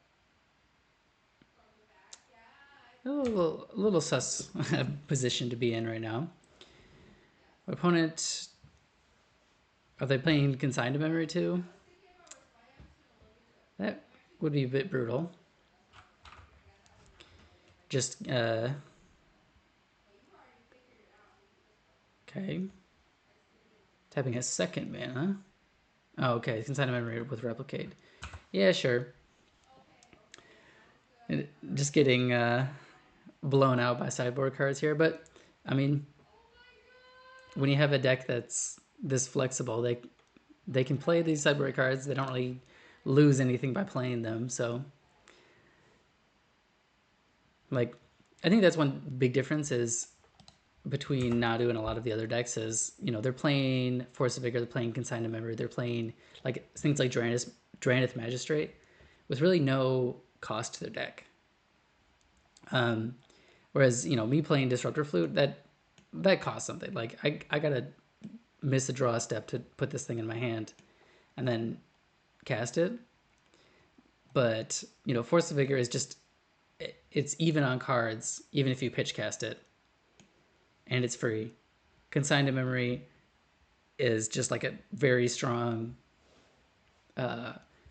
sideboard card that also fits in with your chord plan because you can hold up chord and Consigned to Memory if you need it, and then just depending on what your opponent does, just play that type of game.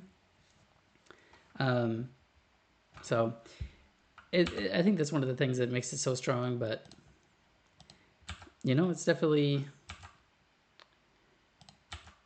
the way things go, you know. The best decks are the best decks for a reason. Kind of nice to draw another Brood Scale, though. I mean, this is another 2 damage plus another 2/2 that can attack. Looks like my opponent is just going to go for a Construct here, so they can go grab a Shuko. They do only have 2 cards in hand, so the fact that they're just making a Construct here leads me to believe that the rest of their hand is not too great.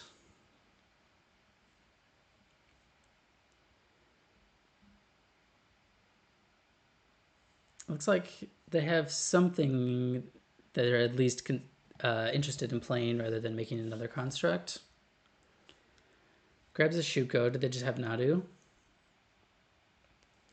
Nadu would probably just mean that I die. So they draw 4 cards, but they do equip Shuko first.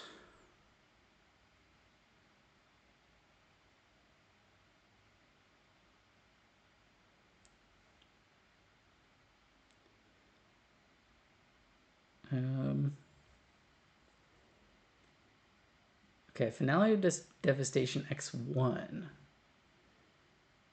It's kind of interesting.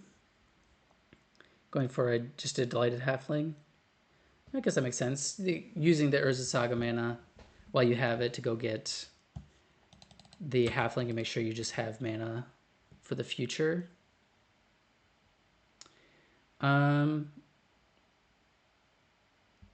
Interesting draw. So next turn I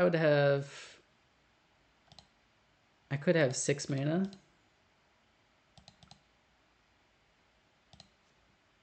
Oh, actually, this also makes a mana. So next turn I'll be able to cast Devourer of Destiny. I guess there is an argument that I should have put it into my hand at the end of the last turn, but I think it's a little bit debatable either way, to be honest. Since I don't think there's many things other than Springleaf Drum that would have gotten me the mana that I would need to cast it this turn.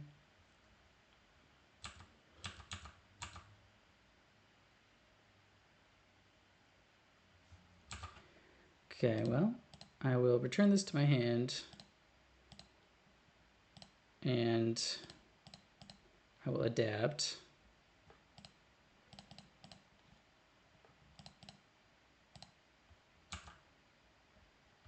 So I can at least get them down to only 2 mana again. Oh, Embassagio is pretty nice here too, actually.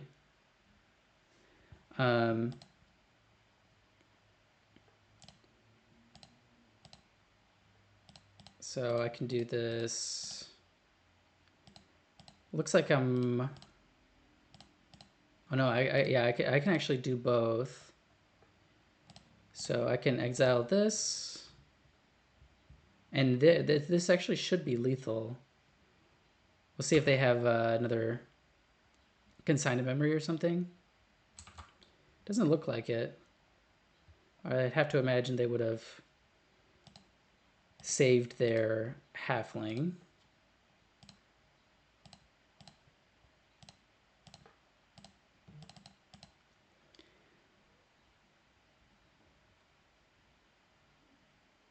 Oh no, they're only down to 1 here. I don't know why I thought that I would have an extra damage. Oops. Well, hopefully I don't get too punished for that. Okay, cool. Won the game anyway.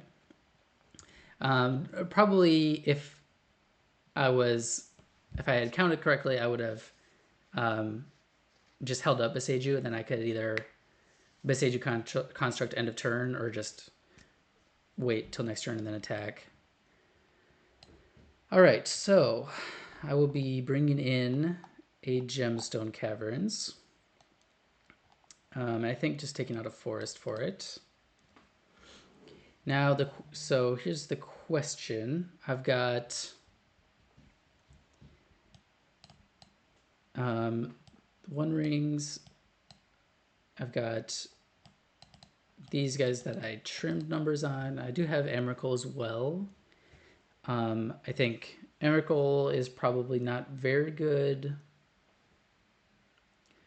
So I guess the question is, do I want to change up my sideboarding plan with any of the cards that I boarded out?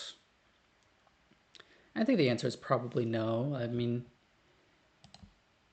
I was top decking a bit there, which the ring would have helped with. But at the same time, it also would have been, I think, a pretty bad draw earlier in the game. Obviously, this hand obviously has a lot of cool cards that I would love to cast, but has nothing to really cast them with. And then yeah, this hand is good. Kind of an awkward. It's kind of an awkward one, so I have to basically go to 5 cards. But I'll put one Kozilek's Command on the bottom, and then I think I'll put Gemstone Caverns into play, and then pitch Drowner to it. So I'll go with that plan.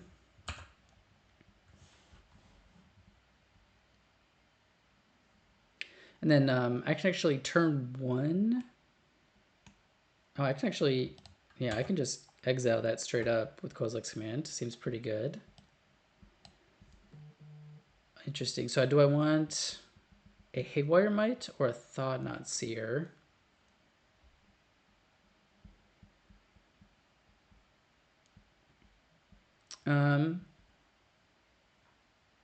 I think I'll take the Thought-Knot Seer. I'm going to Kozilek's Command exile this Dryad Arbor, so next turn I can cast the Thought-Knot Seer.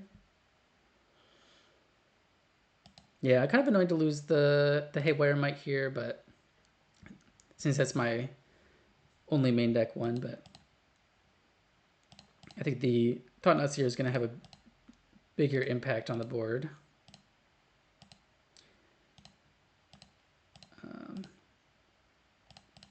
Always feels a little bit lame to not be able to scry with the Kozilek's Command, but I think in this case, Stone Rain plus make a mana for next turn is probably a good play.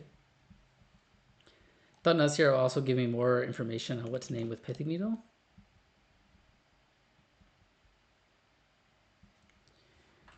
So, judging by the lack of mana dorks in my opponent's hand, I gotta imagine that they have all or most of their combo already.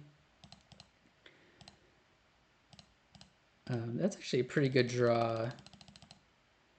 It gets me pretty close to casting this Devourer, so I have 2, 3, 4, 5 mana. All right. Okay. So I've got Springheart and Tuco double Nadu. And Reclamation Sage.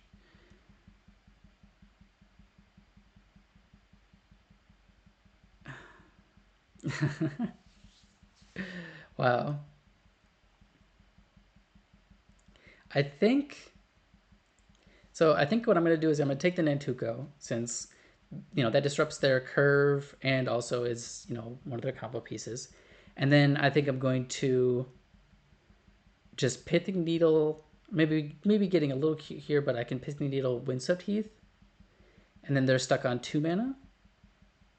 That could potentially be a winning line. They would have to either Reclamation Sage or draw a third land that's a blue source to cast Nadu. I mean, I don't hate the line. Is it good enough? We shall see. But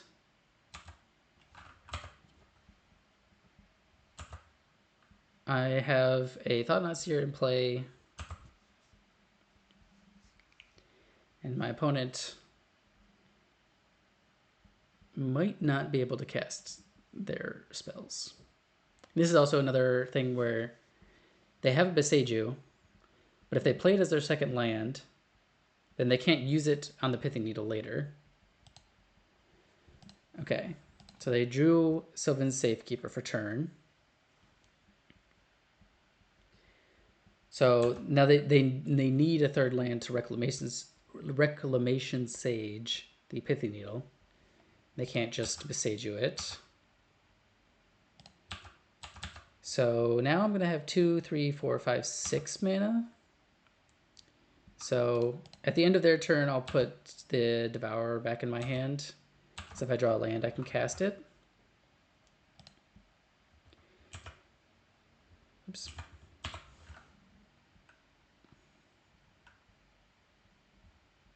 Okay, so they do draw blue source. Pretty unfortunate that is their draw. They mill Thassa's Oracle, which makes sense. It's actually probably better in the graveyard than it is in their deck. So let's hope that I draw a land here. Because if I do, then I can devour this Safekeeper, and then they would... Okay, so I do draw a land.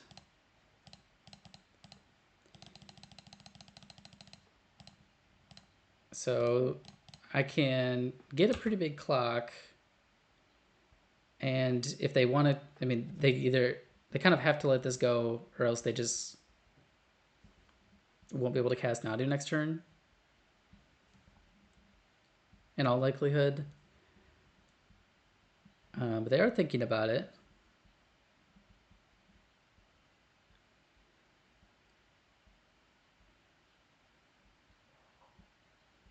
Opponent is considering.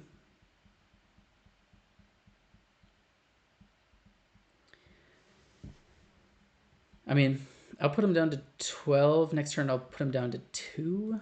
Kind of annoying that they're not quite dead yet, but they're getting there. And then Nadu on its own, fingers crossed, is just a 3/4 flyer.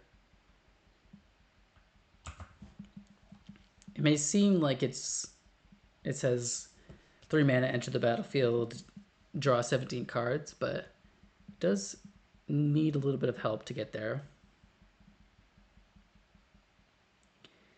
Let's see what my opponent goes for here. Got one unknown card in hand. The rest are semi-blanks. Windswept Heath does nothing unless they're Reclamation Sage, but Reclamation Sage can only take out this Pithy Needle, which they don't really need to free anymore. They're going for it. Maybe they're looking at, you know, they can Sage this turn, then Chump Block and use their mana that's now unlocked next turn. Did draw a Boseiju, which is pretty nice. So they're going to 8. I don't think I'll be able to get them off of any colors or anything, but I can hold up Boseiju for is that bottom? Are they graveyard Otawara? But I can save if they have a Shuko or something. I can Boseiju that. Here comes Nadu. Did you draw a Shuko?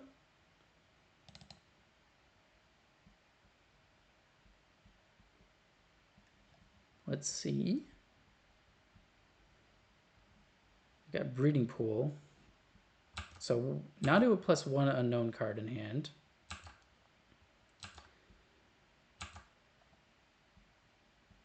Malevolent Rumble. It is kind of an awkward one, since in order to do that, I can't leave up Boseiju.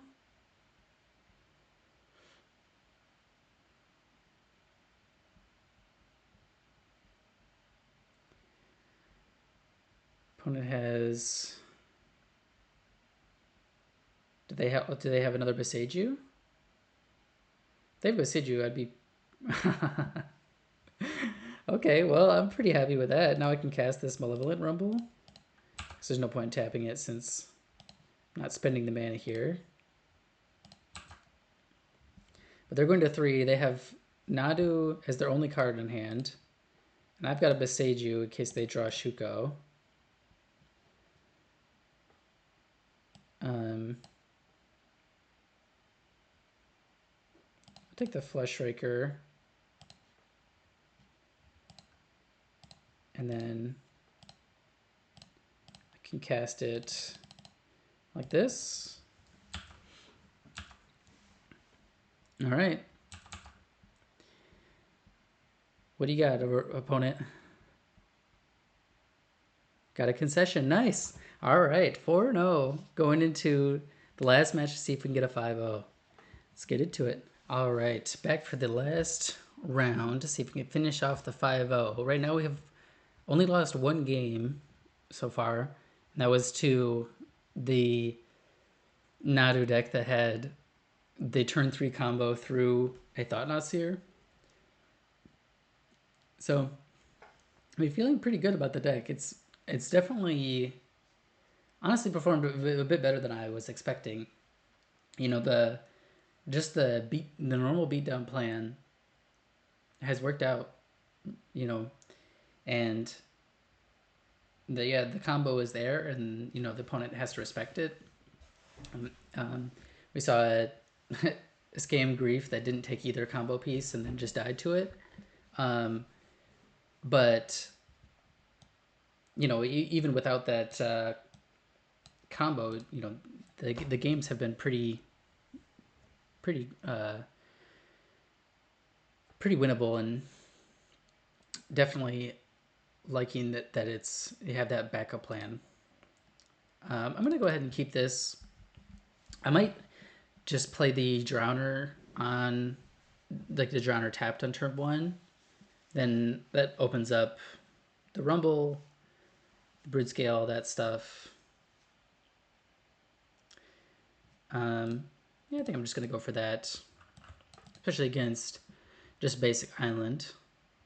Might be a matchup where it's rewarded for playing it slow. Oh, okay, so we got a blue Tron list. Kind of an interesting one. Do I play the Rumble here? Or do I play Talisman? I think I'm gonna go ahead and cast Rumble here. See if my opponent is on like the OG mono blue Tron, or if they're playing like a Eldrazi Tron that's just playing like Ugin's Binding or something. It's kind of a not a great reveal here. I guess I'm just gonna take the Labyrinth, since, well, I'll guess. Hold on, I've got. Okay, never mind. I'll take the Devour. I've got 2 Eldrazi Temples. I'm pretty close to casting it. Pretty. I would say pretty unlikely that my opponent actually has anything to exile off the Devour. But you know, it is a 6/6. It beats down if that's necessary. So my opponent could just have Tron next turn, which would be pretty awkward.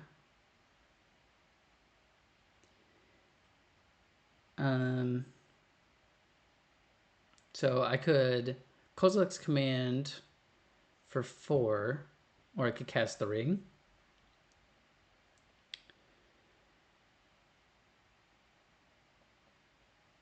I think I'm happier just doing a Kozilek's Command here. I think they could pretty easily have Binding or Condescend, depending on which version they're playing.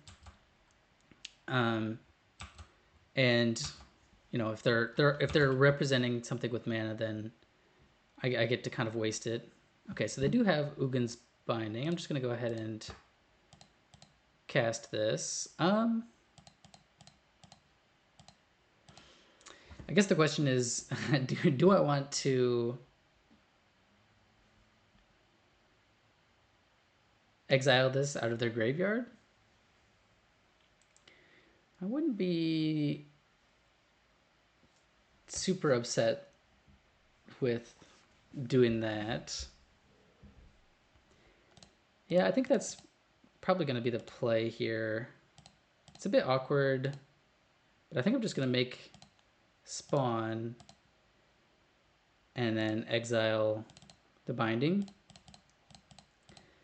Kind of sucks to not be able to dig, but like this sets me up for a huge turn next turn,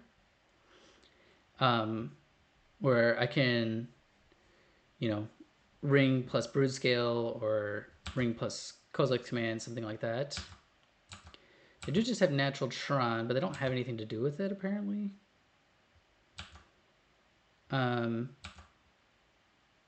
So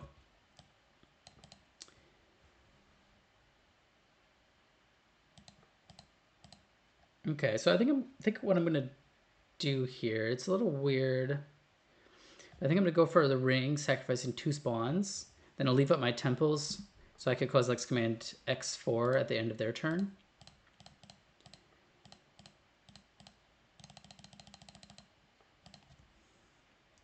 See what my opponent has to say about it. It does resolve. I'm gonna pass. If they have another Binding, I don't want to lose my Ring for nothing.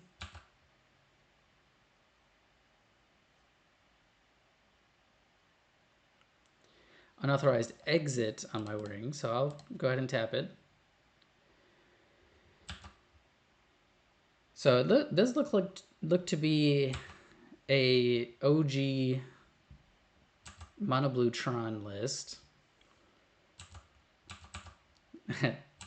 You can tell it's OG because they don't have anything to... They had turn 4 Tron without using any maps, and they don't have anything to do with it. Oh shoot, I can't... This one always gets me. I can't Kozilek's command because I have protection, which is a bit awkward. But I can go ahead. I'm going to imprint this Devourer so I can cast the ring. I'm going to use only lands this time. See if they let it resolve, then I'm not going to Kozilek's command, obviously. Go for an Ancient Stirrings. Can grab Blade of the Blood Chief or a Thought-Knot Seer. I think I'll probably... I mean, Blade does... I will have infinite mana if I can resolve Blade plus Brute Scale, which maybe is worth just having. If my opponent ever taps too low, then I can punish them for that.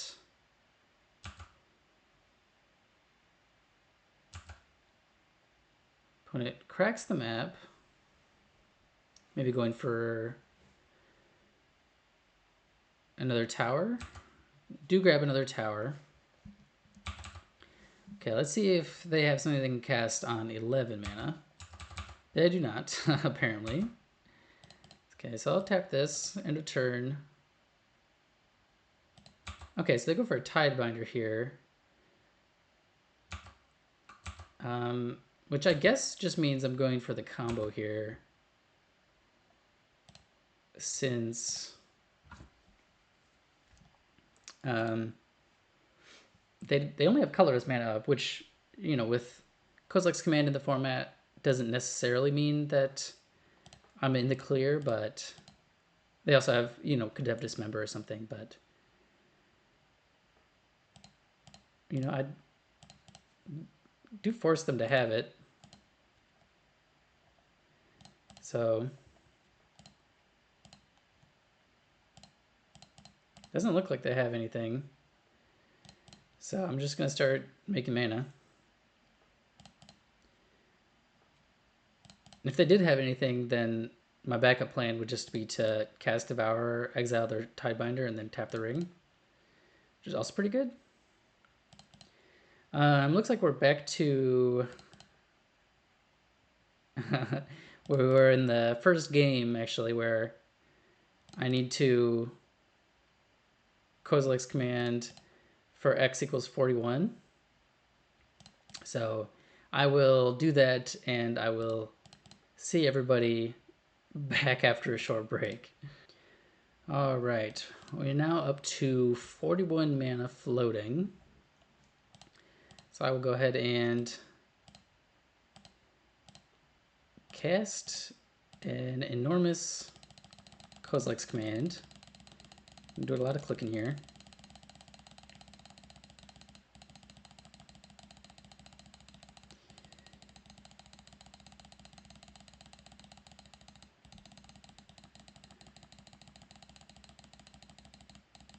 If my mic is picking up this rapid clicking, I do apologize.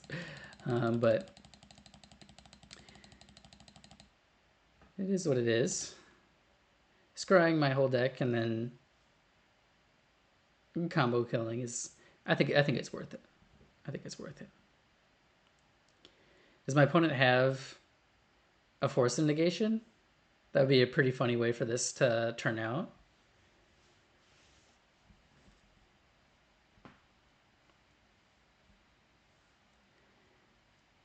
It looks like they do, because they were F6'd.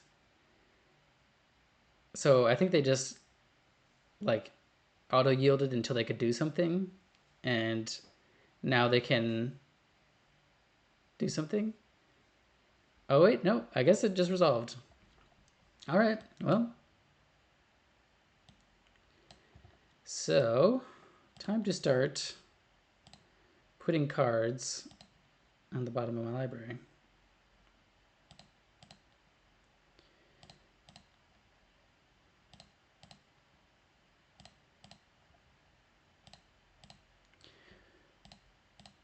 All right, well, I'm just gonna put a couple of flesh rakers on top, and then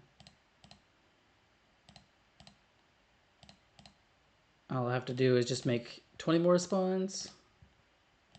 Definitely a very click intensive combo. I mean, if I'm going a little slower here, partly because I'm recording and always bogs things down a little bit, but you know, I would definitely recommend making sure that you have a decent bit of time left on the clock, just in case you need to go for a Kozilek's command kill like this. Because if your opponent makes you click it out,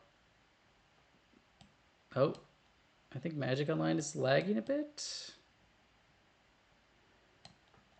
Okay. The Gemstone Cavern has disappeared. Put that on top, put that on top, top, top. Draw it. Casting it.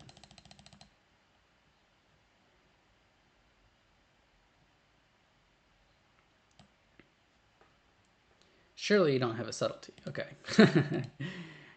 All right, now this is the easier part. I'm just sacrificing that.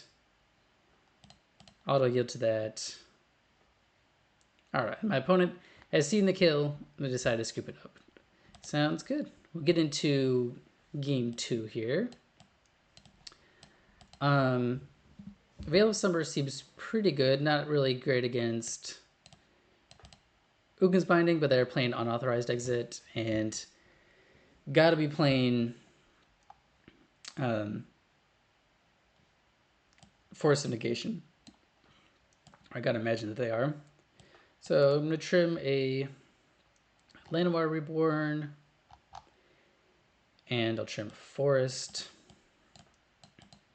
Probably want a Haywire Might. I definitely feel like I want an Emrakul.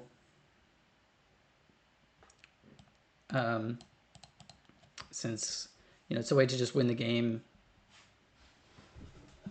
Kind of an interesting position to be in. So I've got to cut 7 cards, but honestly, I don't think there's anything too bad in the matchup. Honestly, Devourer of Destiny is probably one of my worst cards, but it's just an awkward one to cut because, I mean, the card itself is pretty bad, but it fixes my first draw and then also pitches to Ugin's Labyrinth, which I don't have too many ways of actually doing that.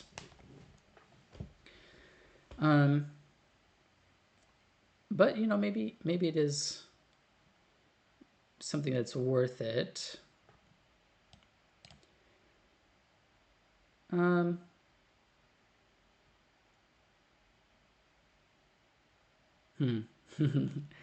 I'm second guessing myself.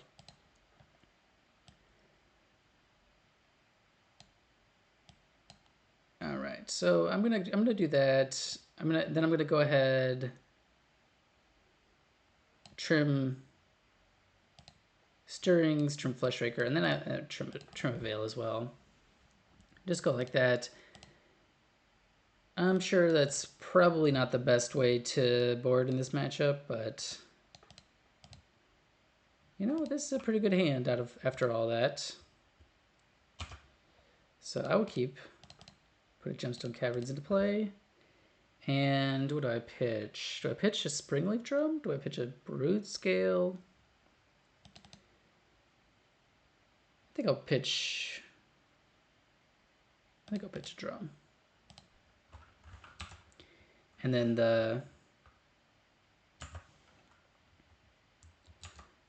if I draw a land, I can drown her. Okay, well, I mean, if I draw a land, I can ring. Cast this Flesh Raker, seems pretty good. Also gives me mana when I cast this Brood Scale. Okay, casting the Stone Brain. Alright, well. Looks like I probably won't be comboing this game.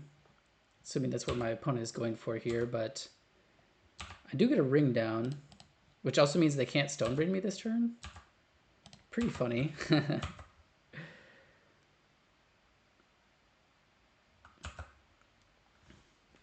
Fortunately, I'm still stuck on only one green mana.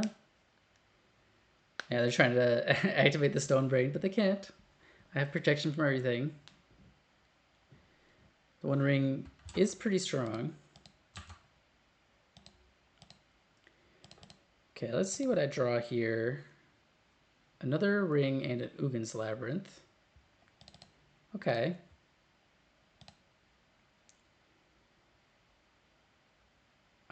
No green mana, unfortunately, but I think I'm pretty happy with just casting a Thought-Knot Seer here.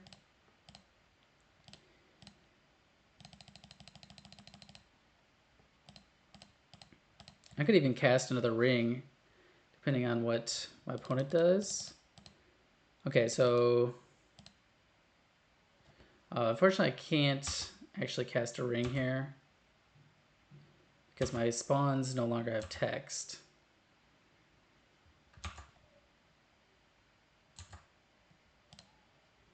Okay, well, I'll attack.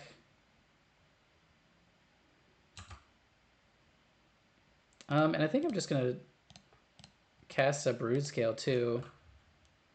Seems a little weird, but I think that might be their name that they pick with Stone Brain, or what they want to pick with Stone Brain. Okay, so they're just going for their ring instead. Makes sense. I feel like I didn't bring in my Pithing Needle, which I think I definitely should have. Now that I got direct confirmation that they're on the ring.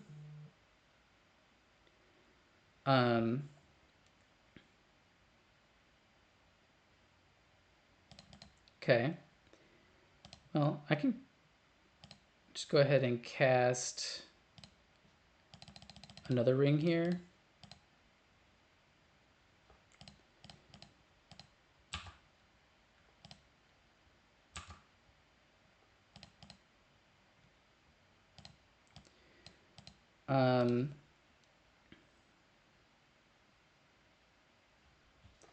I think I'm going to probably just Besage a land here. I can decide later if I want to kill their Stone Brain.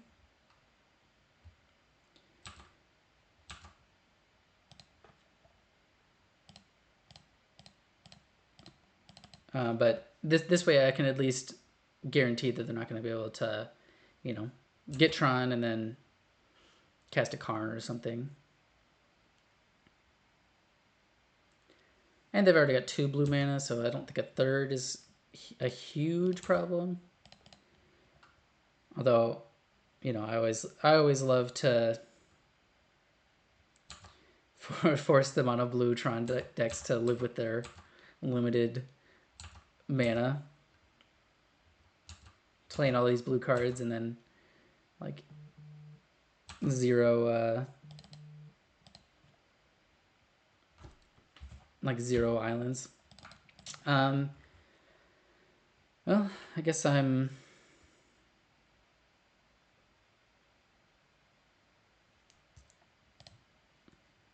probably just go ahead and Besage you power plant here. Just kind of use my mana efficiently.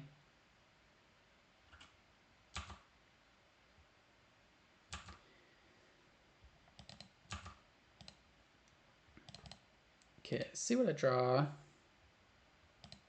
Drew a Thought-Knot Seer, which I can't really use right now. I can grab Ancient Stirrings. Would have been kind of cool if I had drawn the Blood Chief's Blade there. But I can Kozilek's Command for 2, 4, 6, 7, so it would be a 5, and still have Veil of Summer up.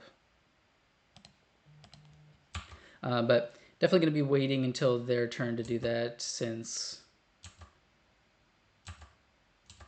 I can actually deal damage to them. Currently their ring gives them protection, so my Flesh Striker wouldn't trigger off of all those spawns coming into play. Okay, but opponent finds a tower.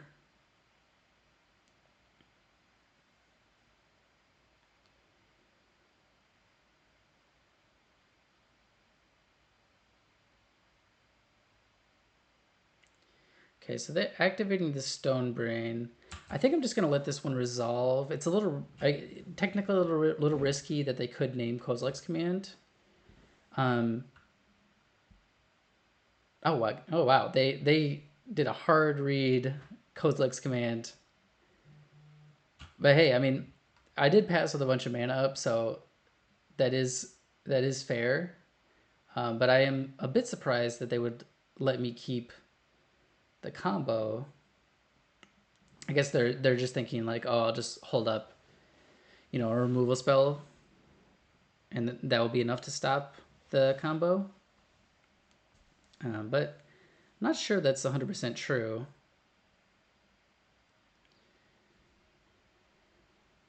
It does feel pretty bad that now I have a bunch of mana that's just going to waste, but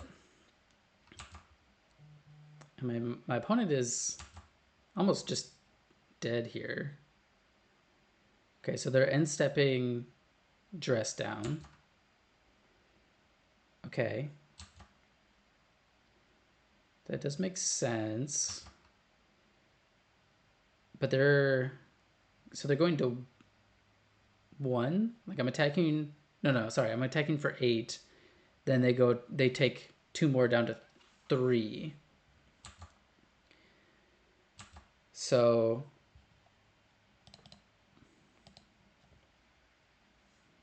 gonna be pretty unlikely, I think, to just kill them here. Start casting some of these talismans.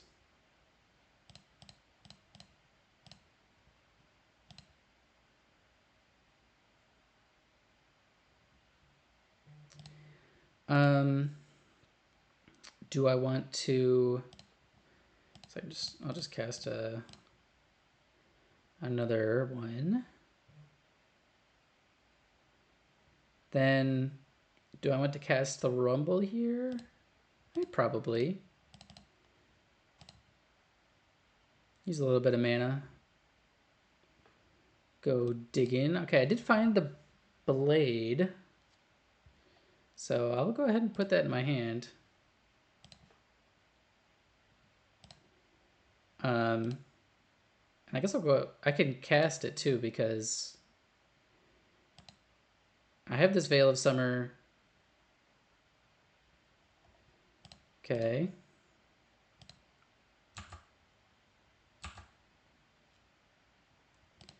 So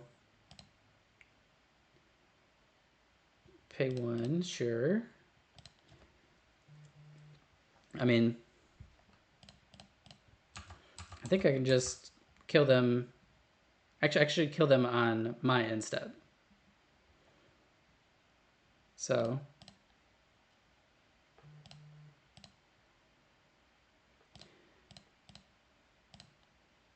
just go ahead and start doing that. Looks like my opponent does not have an answer. And that will wrap up the 5-0 with Blade of the Blood Chief in Modern. I'm kind of speechless on how well this deck performed. Just a great great showing overall, and really happy with how that turned out. I think, yeah,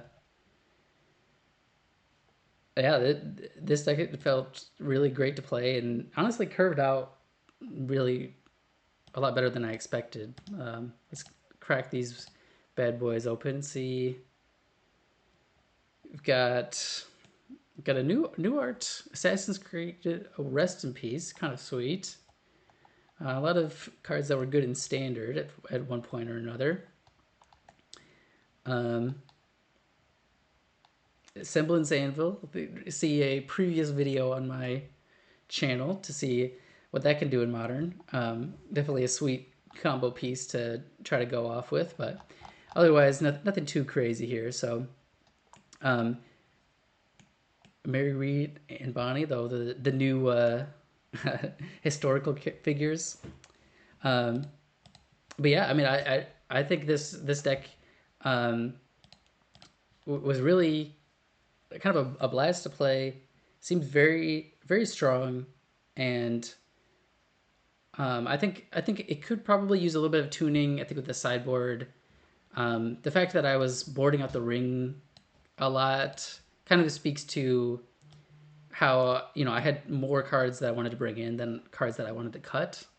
Um, so I think that could be tuned for sure. I don't. I also wonder if there's room for maybe even a couple more Drowner of Truths to buff the Ugin's Labyrinth lane count. But overall, just a great deck. I think this would be a really cool one to mess around with some more and hopefully get some more 5-0. So yeah, let me know in the comments if you have any thoughts on the deck, anything you'd like to see in the future, and I'll see everybody next time.